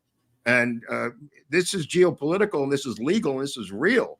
I mean, if he has to come back a week later and meet with a new president and her, this has consequences, people. This has military consequences when you have this instability in the federal government of the largest and most powerful nation on earth, where they're just playing around as if they're selecting a high school sorority queen and laughing about it and cackling. This has real world consequences. Yeah, I totally agree. All right, let's get into the thing that we were teasing about here, so we can go into. I'm sorry. Okay. We can get into. Well, I just want to set this up because I believe, despite your protest against me, I believe there's much more to this. And as we discussed with Vince, I believe that security was stripped, and I'm calling this the women's coup. And when I say women's coup, I mean they're doing it in a different way with the same ultimate goal, but the handwriting is on the wall of a different type and style of this. The stripping of the security is quite apparent now. I think we've established that the Secret Service, run by this woman and others, were stripping away the security of President Trump over former President Trump over various areas of meetings and rallies and everything else. Putting 5 fat women on his crew might be part of it. There's various things we can discuss. We discussed some of it last week. We discussed it with Vince.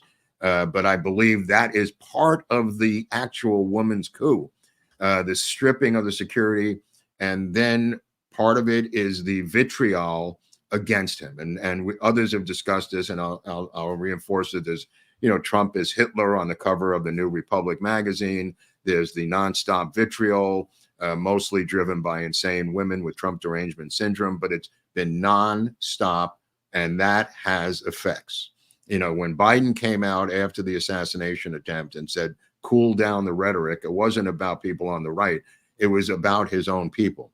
That's why he came out. He knows, and he was part of, in that famous red Marxist crazy speech that he gave, and a number of other speeches and a number of other slurs against Trump, that this builds up an atmosphere of hate where shit happens, to quote a phrase. And I believe that may be the extent or desire of the assassination of Trump. It may not be as complex nuts and bolts as people would like to believe. That being said, one of the most vitriolic people in this never Trump world was a former congresswoman out of Wyoming. She was in charge of the J6 committee, and the hatred for her, for Trump, is unbelievable as a Republican, unbelievably more as a conservative. And she was voted out of office by the biggest landslide in American political congressional history by her own constituents, Eric. And yet, this woman continues to stay alive as a nonstop Frankensteinian corpse. I don't know what you have, but let's take a look. But then, yeah, she has nothing in terms of staying alive like this guy. Yeah, here. Go ahead. Well, let's play this. And then in our nation's 246-year history, there has never been an individual who is a greater threat to our republic than Donald Trump. He tried to steal the last election using lies and violence to keep himself in power after the voters had rejected him. He is a coward. A real man wouldn't lie to his supporters. He lost his election, and he lost big. I know it, he knows it, and deep down, I think most Republicans know it. Lynn and I are so proud of Liz for standing up for the truth, doing what's right, honoring her oath to the Constitution, when so many in our party are too scared to do so. Liz is fearless. She never backs down from a fight. There is nothing more important she will ever do than lead the effort to make sure Donald Trump is never again near the Oval Office. Wow. And she will succeed. Wow. I am Dick Cheney. I proudly voted for my daughter. I hope you will too. Let me tell you something. He has to be indicted for treason.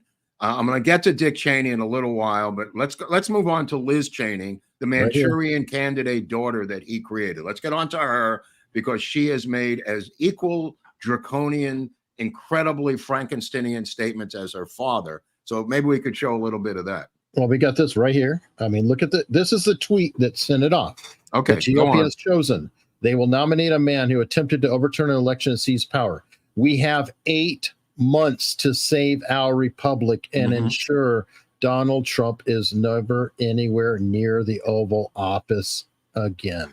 Right. Now, somebody pointed out, and I agree, her and her father are not talking in political terms of beating someone to the ballot.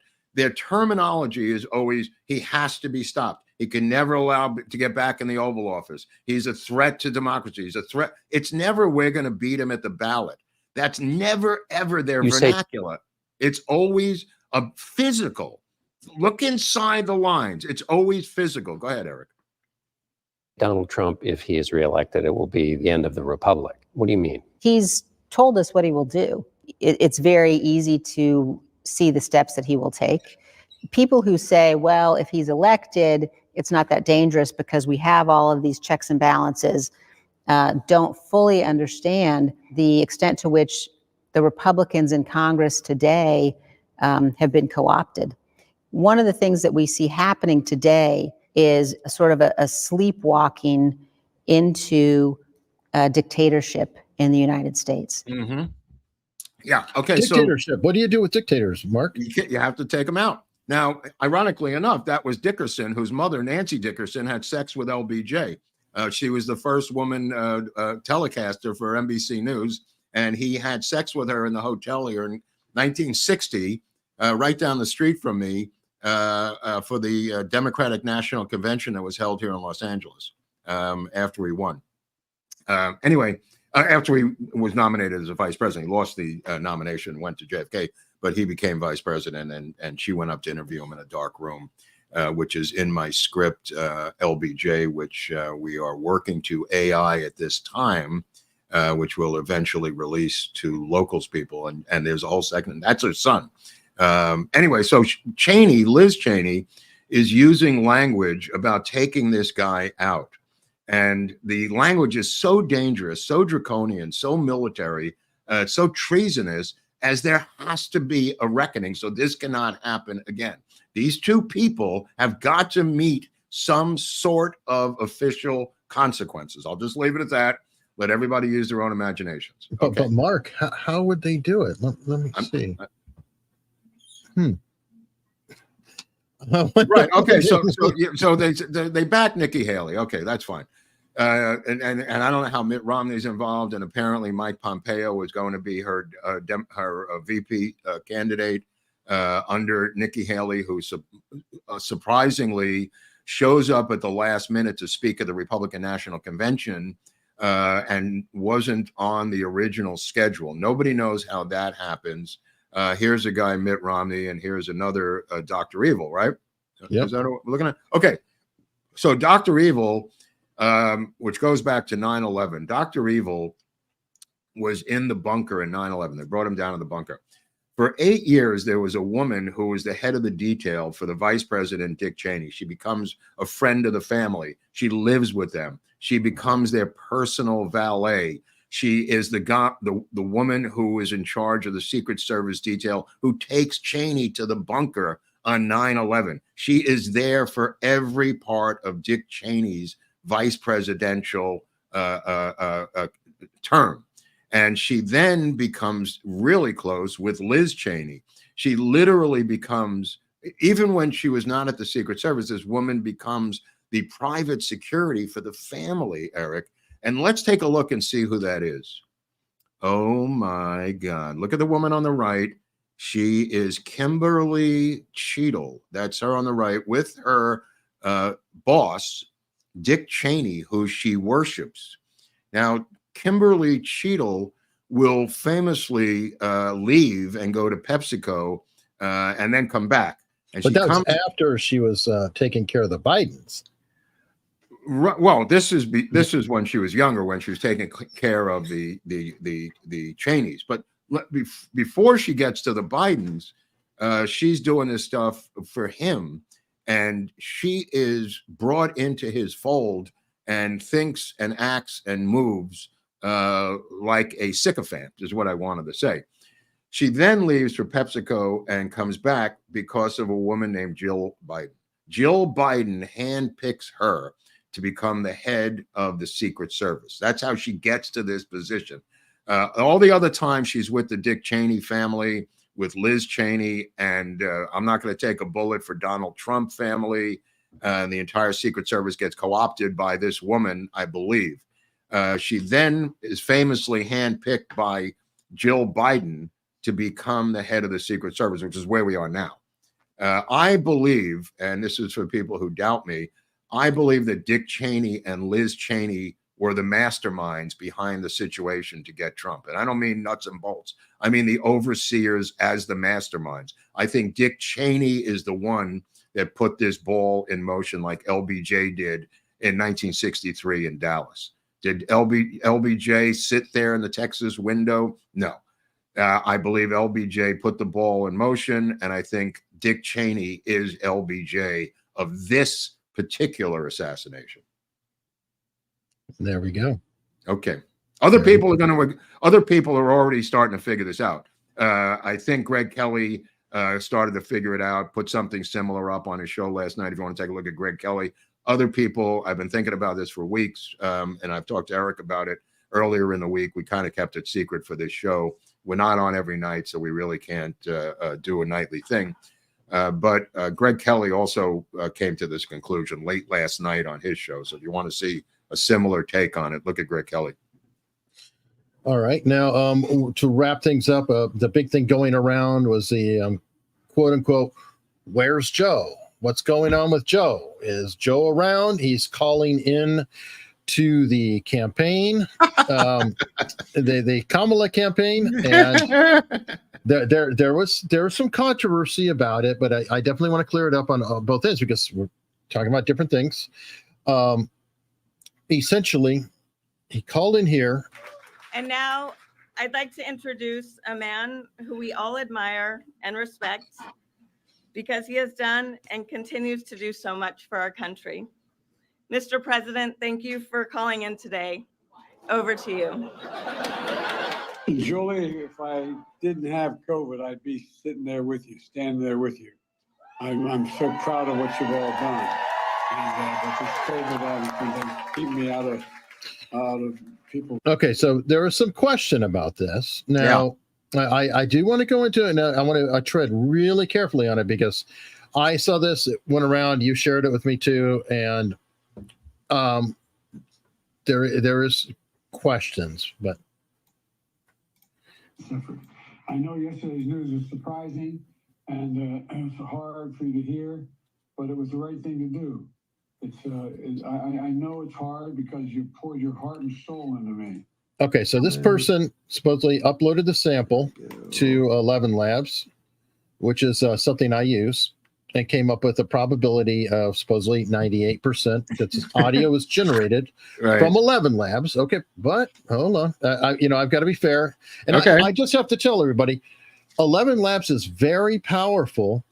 It can, produce a lot of results. Like, for example, here's the true spirit of Mark. This is AI Mark Groubert. I would just like to apologize to all of you whom I blocked on Twitter. Also, Eric Hunley is the most amazing YouTube creator on the internet.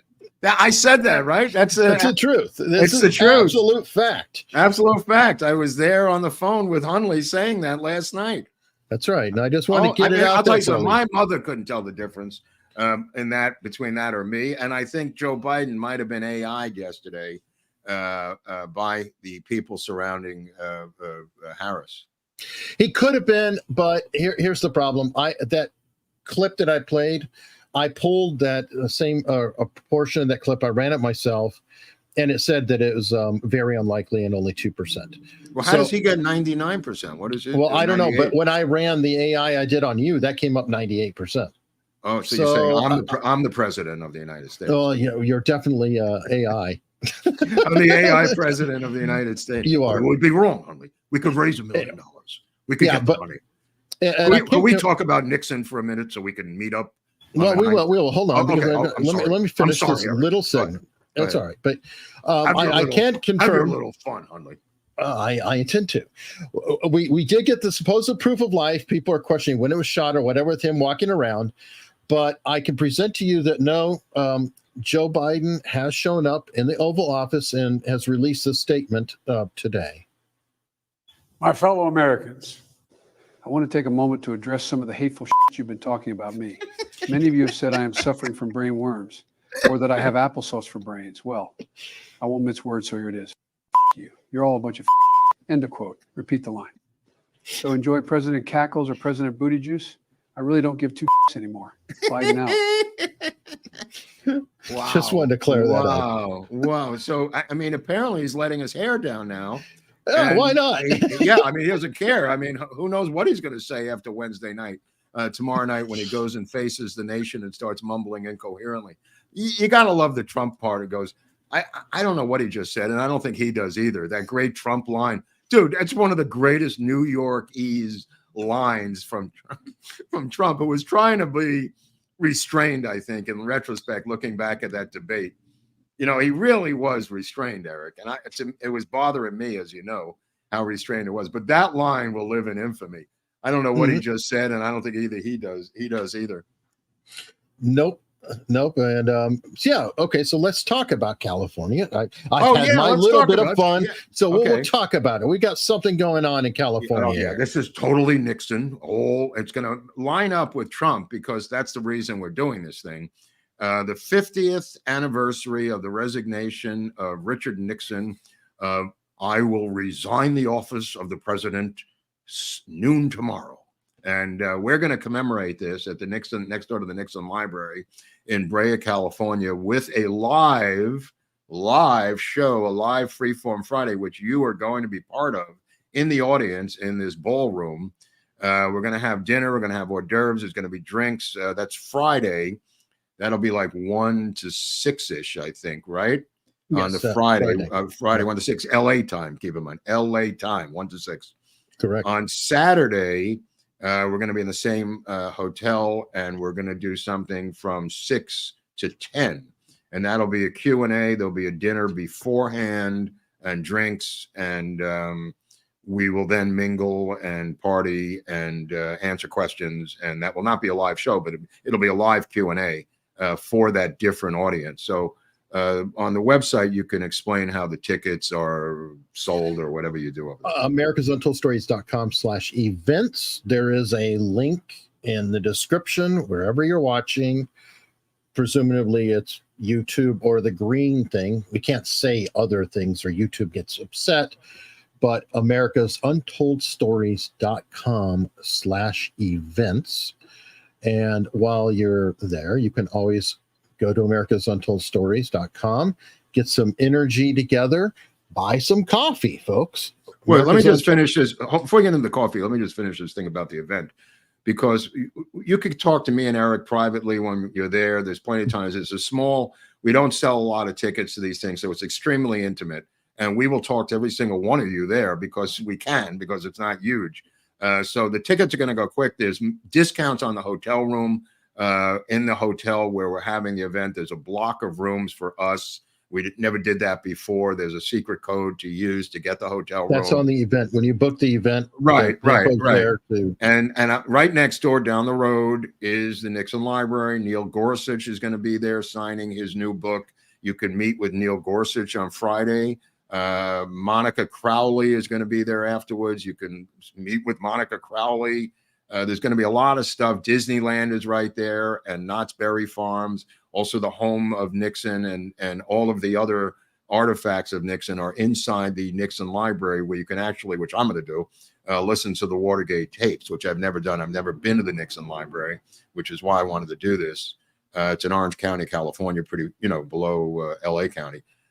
And it's just, there's a lot of stuff there. And it's not just the meetup. There's a lot of stuff, plus the live show, plus the dinner, plus the library itself, which I strongly recommend. And to get in there early, because it's going to be August 9th and 10th, and it's the summer. So it's a big tourist area, and there's plenty of hotels around there, and there's plenty of flights into there. Other people can drive. If it's drivable, I'd recommend driving. But anyway, I just wanted to get that out there and get it to the people.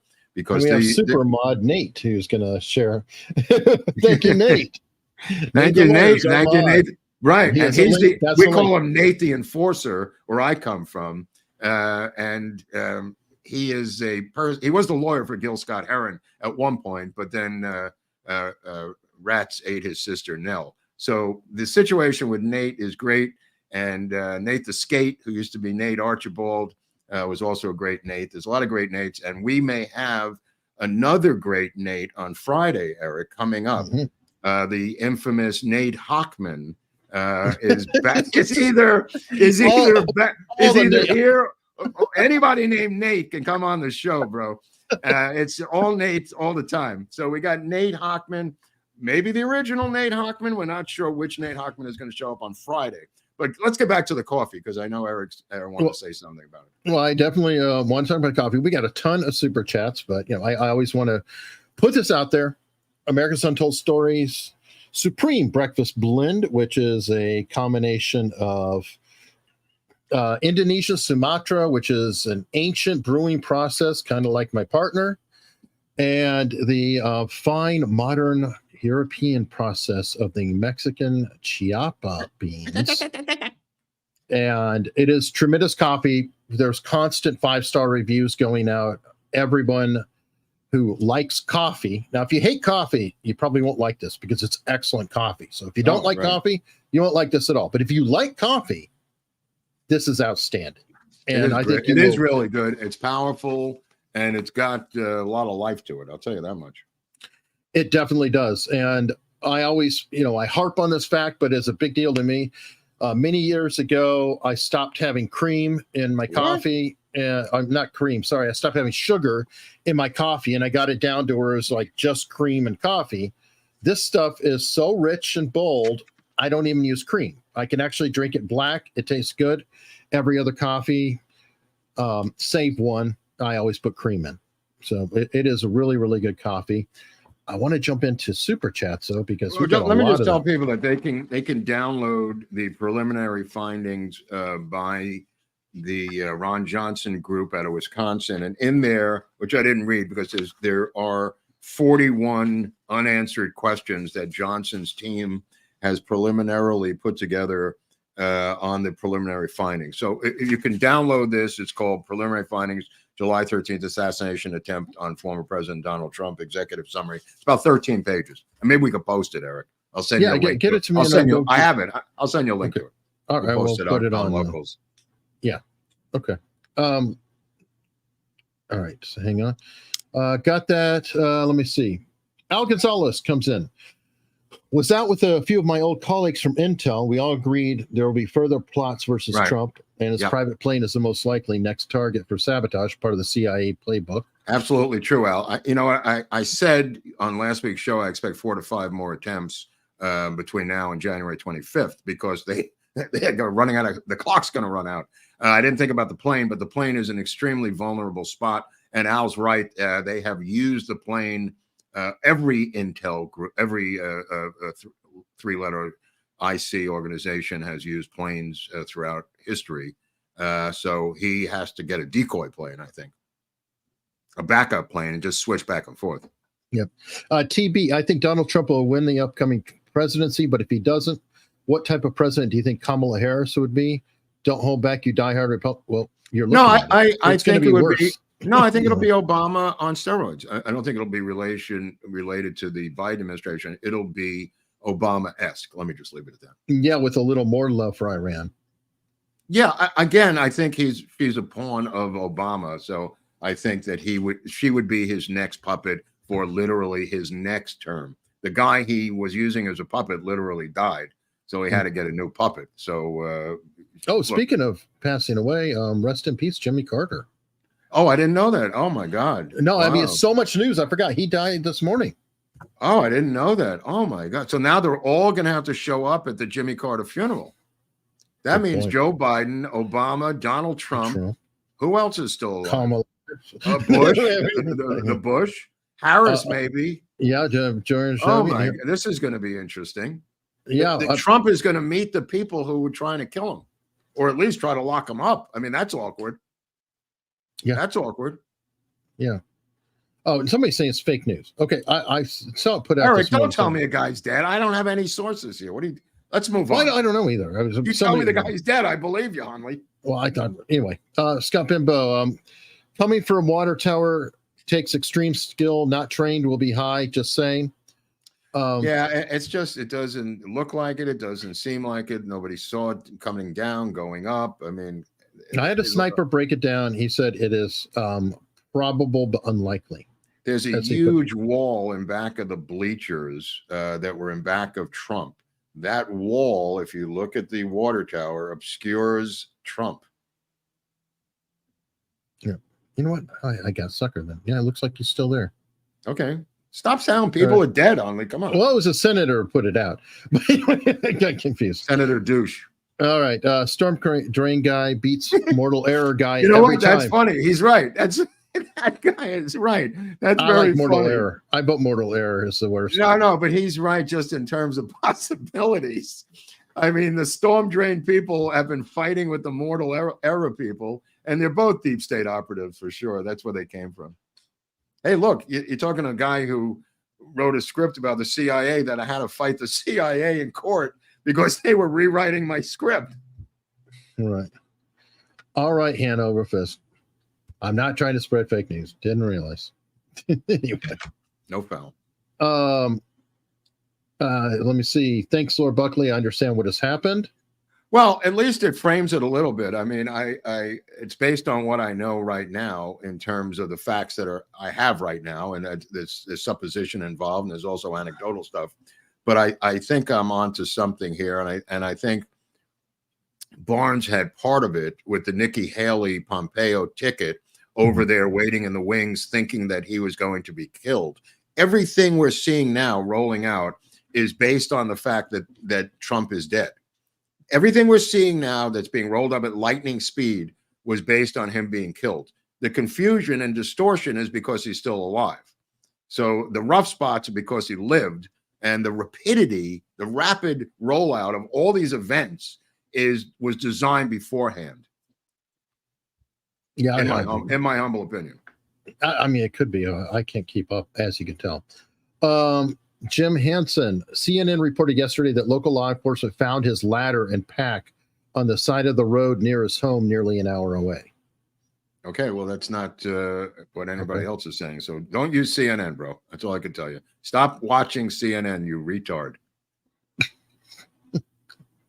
Don't use that word. We've demonetized. It's too late now, my friend. What's done is done. All right.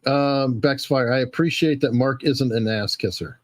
Well, look, it depends whose ass is around. I mean, I could be an ass kisser. Come on. Don't sell me short, bro. Depends what the ass is. Mary Rose, my dad is an Italian American with connections. Whoa. Back in the day, he always said that the mafia axed JFK because his brothers kept going after them after they took favors. We've kind of covered that. Yeah, we kind of cover it. I mean, so does Oliver Stone. I mean, could the mob change the parade route? Could the mob alter the autopsy? I mean, it's just too much. They contributed, but they're not. Yeah, I mean, look, Jack Ruby. They got Jack Ruby, that's for sure. I mean, they went to the bullpen and pulled out a relief pitcher to come in and get rid of Oswald, and that's mob related, so you can't say they're not involved. But that's the getting rid of the killer. All right, Pamela Clifton came in hot again. $50. She must have hit the lottery. She must have hit the RFK lottery. Apparently. Happy Tuesday, guys. Another great episode. I believe there's a conspiracy too. I hope the investigation they do isn't another Warren Commission. Well, look how many investigations. There was the Rockefeller Commission. There was the House Assassinations Committee. There was the Warren Commission. There will be multiple investigations into this. Let me just put it that way. Which ones have veracity? We're going to find out. Is it going to be this one with Janet Napolitano? I highly doubt it. But it may be one that's being run, by Ron Johnson out of the Senate. Could be. Yeah. Ron Johnson referenced the Warren Commission. He was on with Maria Bartiromo on Sunday morning, straight up saying that they would love to have a Warren Commission, but we're going to stop them, And I think what the Napolitano thing is their version of the Warren Commission. Sounds that way. Carl Burkhalter, compelling acoustic evidence suggests two shooters. They Keystone cops chasing the kids instead of staying at the window is suspicious. Well, we talked about the acoustic evidence. We're not buying into that. Not buying into that. But the second part is true. Yeah, the second and who part, knows if it's Keystone? Who knows if it's Keystone? You don't know. You don't know where incompetence meets conspiracy. There is a gray middle there. And sometimes incompetence itself, like the stripping of JFK's Secret Service, the fact that they were in the cellar the night before drinking moonshine, losing their badges and weapons in Fort Worth, is that incompetence or is that intentional? I mean, getting them drunk on moonshine, having them show up to guard JFK hungover and blind, could be part of the plot. Yeah, absolutely. Simon James gave 10 America's Untold Stories memberships out. Thank you very much. By the way, we're at over 1,200 memberships on here. So, really? Yeah. Wow. YouTube just sitting back, rolling. Yeah. There's another guy, Joey Z, who's coming up from the minors, left-handed slugger. Keep an eye out for Joey Z. He's one of the up-and-coming kids in the membership league. Well, we've got we have Simon James, and then we have John Lucan as well.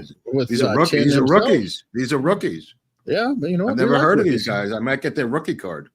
Yeah, I'm happy to have them. Welcome aboard. Wow. Thank you very much. You must have heard from Joey Z. Darren Cox, this attempt may be as simple as it looks on face value. There is no Jack Ruby or multiple people with links to the CIA. Well, we don't know what we don't know. I mean, we don't know what this kid. There might be some stuff that he deleted. He might have multiple phones. He might, they said there was no social media, but he was on Stream or Steam rather, I think, which is the gamer site. That's in dispute because they released that there was a Steam message and they said there wasn't, but then they're trying to look into Discord. So I don't know if that Steam message was true or not. This is the guy who told you about the death of Jimmy Carter. So take that with a grain of salt. Okay. Okay. Yeah, this is the guy who invited. Which Nate was it? No. Oh yeah. Well, look, I'll get revenge on the other Nate. I want to see this. If there's body cam footage from the SWAT team, I definitely want to see that. Oh yeah. Good luck getting that. Well, supposedly this guy released it. I don't know. Yeah. If Censored Man has it or not. Kamala will pick Corn Pop as running mate. That's funny. That is. Corn Pop is 112 years old and just got He's out of federal president. Yeah. Let's see. George Orwell with $20. 25th Amendment, Section 2.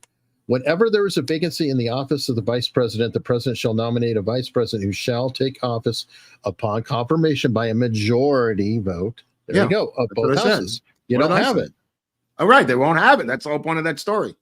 Yeah. If Biden stays and she's VP, they keep the 50-49 thing in the Senate. It's an interesting. This is right out of House of Cards. Too bad Kevin Spacey had to go crazy. This would have been a great episode. That's true. Thank you, Denzel Crocker. Matthew West. Jumbo would have loved Kamala. Let me tell you something. There was a Kamala version that Jumbo brought in as a secretary, and she ended up being on What's My Line. The colonel? Was she a colonel or something? No. She was just a girl that was in another senator's office, and he saw her, and they brought her on What's My Line as the first African-American secretary for a president. But he's the one, he bought her a bathing suit and taught her how to swim in the White House pool. He always had those bathing suits. Oh, yeah. Big on the bathing suits. You can watch the LBJ episode to see what we're talking about. E-Wis with this currency that I don't know. Mark, what's CHF? I have no idea. Oh, it's something Switzerland. Oh. For all your content now, before, and after, a big thank you from Switzerland. I don't know what CHF is. Maybe it's the Swiss currency. Maybe I've never. Thank you. New currency and very generous. So red means it's worth like more than our money. Well, it's probably approximately $50 or more. Red is $50 and higher. The color, you mean? The color's the thing? Yeah. Orange is 20. Go red, people. Go red. Sean Brim is yellow at $10. Circling back to the TVA thing. I was one of the hires under the Obama admin until they screwed me over, blacklisted me, all related to the Russian host, end of 2016. Remember my email, Eric? Yeah, you've definitely sent a lot. You had a few things going on. Tommy said, Mark, your Millhouse is stronger than a Garlet malt. I am not a criminal. P.S. AI Mark is too Irish. Okay. Well, I guess it must be like Ancestry.com. It's Ancestry.com meets AI. Whatever they determine your genetic, the majority of a genetic strain is, AI leans in that direction. And I saw this comment too. It's not a super chat, so I still appreciate it. And I agree. Mark, got to recommend Dave, movie for the week. I love the movie Dave. Choice. Kevin Kline. Yeah, it'd be perfect. You could also see Bob Roberts if anybody wants to see a movie. Bob Roberts. Okay, but not the American President. That kind of sucked. No, that wasn't very good. I think that might have actually been dumbass Sorkin. I think it's Rob Reiner, right? Or Sorkin. Maybe both. I don't know for some reason. Dustin Russell said, Mark, you called it. Didn't think it would go down this way. They hit the nuke option, but your analysis was spot on. Thanks, Dustin. Yeah, I was saying it long enough. That's for sure. I think the thing with Newsom that I really thought would happen there. Look, I just want to get into this for 1 second, Eric, because I put my eggs in the Newsom basket. There's going to have to be voting on the convention floor. Even for this, they're going to have to. And then I think that some friends of the state, these California delegation may nominate, or the Michigan delegation, as we've seen historically, may nominate their favorite son, as it's called in conventionese. The favorite son for California could be Newsom, nominated on the floor. Same thing with Michigan with Whitmer and maybe some others. So it's not a done deal by simply switching all these delegates to her. There's going to have to be a vote, and then it will be legal that it will be her. I think Newsom is just going to wait it out till 2028 and come in as a fresh candidate, Eric, right? I think there's two possibilities. And number one, you and I talked about it literally the day before it happened on the phone. And I said to you, is it possible Newsom might back out? Because traditionally, Republicans number 2 or first runner-up is number 1 next round. Thus, we have John McCain was beaten 2000. John McCain's a candidate in 2008. Mitt Romney was number 2. Mitt Romney became the candidate in 2012. So traditionally, Republicans, number 2 goes forward. Democrats, number 2, you are dead to me. Your career is over. They don't give a shit. The number 2 Democrat is the first loser. Well, if Gavin Newsom felt like there's not enough time and he can't pull it out, he would know this is it. It would be his one shot for president right now in a really tricky, messy situation. That's one possibility. But the second possibility is, I'm sorry, the maneuver of the social media, Joe Biden's social media, whoever did that damn tweet, first the letter being released explicitly did not endorse her, and then suddenly the follow-up tweet is an endorsement. That maneuver right there boxed him. What's he going to do? Unendorse her? So you're talking about Biden now. I just wanted to focus on Newsom seconds because I put my eggs in the Newsom basket. Now here's the problem with Newsom. He's termed out of California. He's got nowhere to go, which was part of my thinking behind Newsom. He's got to go somewhere, and he may have extracted some sort of major cabinet post out of the Harris camp to shut him up and get him to endorse, which he did. Because he's got nowhere to go, Eric. He's got nowhere to go. He's not going to be the VP. He's too colorful, too loud. It's going to be some, mealy-mouthed cat like the governor Bashir is of Kentucky or Coons or whatever it is. But what happens politically to Gavin Newsom is really the next fascinating question for me personally, because he's termed out as governor of California. Yeah, no, I totally agree. But that opens the door to knucklehead RFK Jr., which I keep telling people around him that he could walk in, and Antonio Villagaris, the former mayor of LA, announced today that he's running for governor. He's lost before, but Villar was his real name. His father was a child. Yeah, I was going to say, didn't he borrow his wife's name or something? No, it's his father. His father is Villar also, but his father is a convicted sexual predator. Who's on the FBI list of sexual predators convicted. So Villar became Villa La Grossa. He expanded it out. But he threw his hat in the ring today for the governor of California. He's not waiting. That's why I was saying the stuff about RFK Jr. This is going nowhere. He's either going to do it now or do it in November. After November 5th, where does RFK Jr. go? I mean, he's not going to win anything. I mean, this thing, it doesn't involve him. Go into this governor's race, bro. You could take this state and do all kinds of stuff and resurrect it. It's a great challenge. Do it. Get your hat in the ring. There's nobody. There's about 6 or 8 complete nobodies who've thrown their hats into the ring. Villa Grossa is probably the most famous one, having been mayor of LA. But even he's a lightweight. He's got too many enemies. Yeah, and he's, kind of been out for a while. Yeah. All right. So somebody sent this to me in a DM. We'll look at it later. But Beaver County sniper scene and sent the pictures out. This is him. Okay. Rifle right there, obviously. Oh, look at that. White in the back. Is he on that bike? We don't know.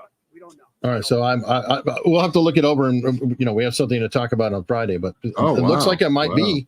That looked like a rifle that was laying there on the roof. It's got to be somewhere. It's got to be somewhere. So very cool stuff. I don't know how the guy got a hold of it. I mean, Censored Man gets actual Censored Man strikes again. No kidding. Tom Chasek, you guys are the best. Well, I don't know about that. That's a bold statement. Dayton's DHS, ICE, and other ABC agencies begin training at the Clairton Sportsman Club in Butler, Pennsylvania after JFK Pew. Same range the shooter trained at. Thoughts? I don't know if that's the truth. So that's my thoughts. I don't know if that's the truth, bro. It's again, you get these comments like, Jack Ruby was a transsexual. Any comment on that? It's just like, I don't know if he trained there. It could be, but you'd have to show me that he was. Alex Davy Duke, who we've met out of Canada. Cheney connection to Cheadle is crazy. Thanks. Right, Alex, or what? I mean, I think that you got your money's worth today, people, and people who are conspiracy minded or are denouncing me, take that. But it's not my conspiracy, Mark. Right. It's not the drain pipe. I'm sorry. It's not the water tower either, for that matter. It can't. I said this to James Hunley Riley. when I first met Hunley. I said, if everything's a conspiracy, nothing's a conspiracy. And Eric completely understood that when we first met. Everything can't be a conspiracy. There's got to be a little bit of both. And I know that sounds hard for people to accept, but not every single thing is a conspiracy. I totally agree. But you never know. We may be talking more conspiracies right now when we head over to Locals for the after party. Oh, I've got some other conspiracy stuff, because I do want to read these questions. These are the 42 questions that are still out there about the assassination. So if anybody's interested in those questions, come on over. That's unstructured.locals.com. There's a link in the description if you're on those platforms we can't talk about. And here on YouTube, come on by. It is free to become a member. If you want to support us, that's awesome. By the way, there's a discount for Locals members for the meetup in California. What? So, yeah, literally, if you were to do both meetups. Well, how do they get the coin? How do they get that challenge coin? How do you get the challenge coin is at America's Untold Stories AmericasUntoldStories.com/coin. There's a theme, as I've said. And you can order the coin there. I think we've already sold out of the first batch, and the second one has just been finished. And definitely check it out. It is really, really fine work. I've gotten great feedback. Mark, you have one. What do you think? I mean, it's heavy. It weighs a lot. I mean, it's a heavyweight coin. You know, it's not just a light tin thing. It's got gravitas to it. It definitely does. Definitely check it out. And we are going to head over to Locals, and let's see you over there.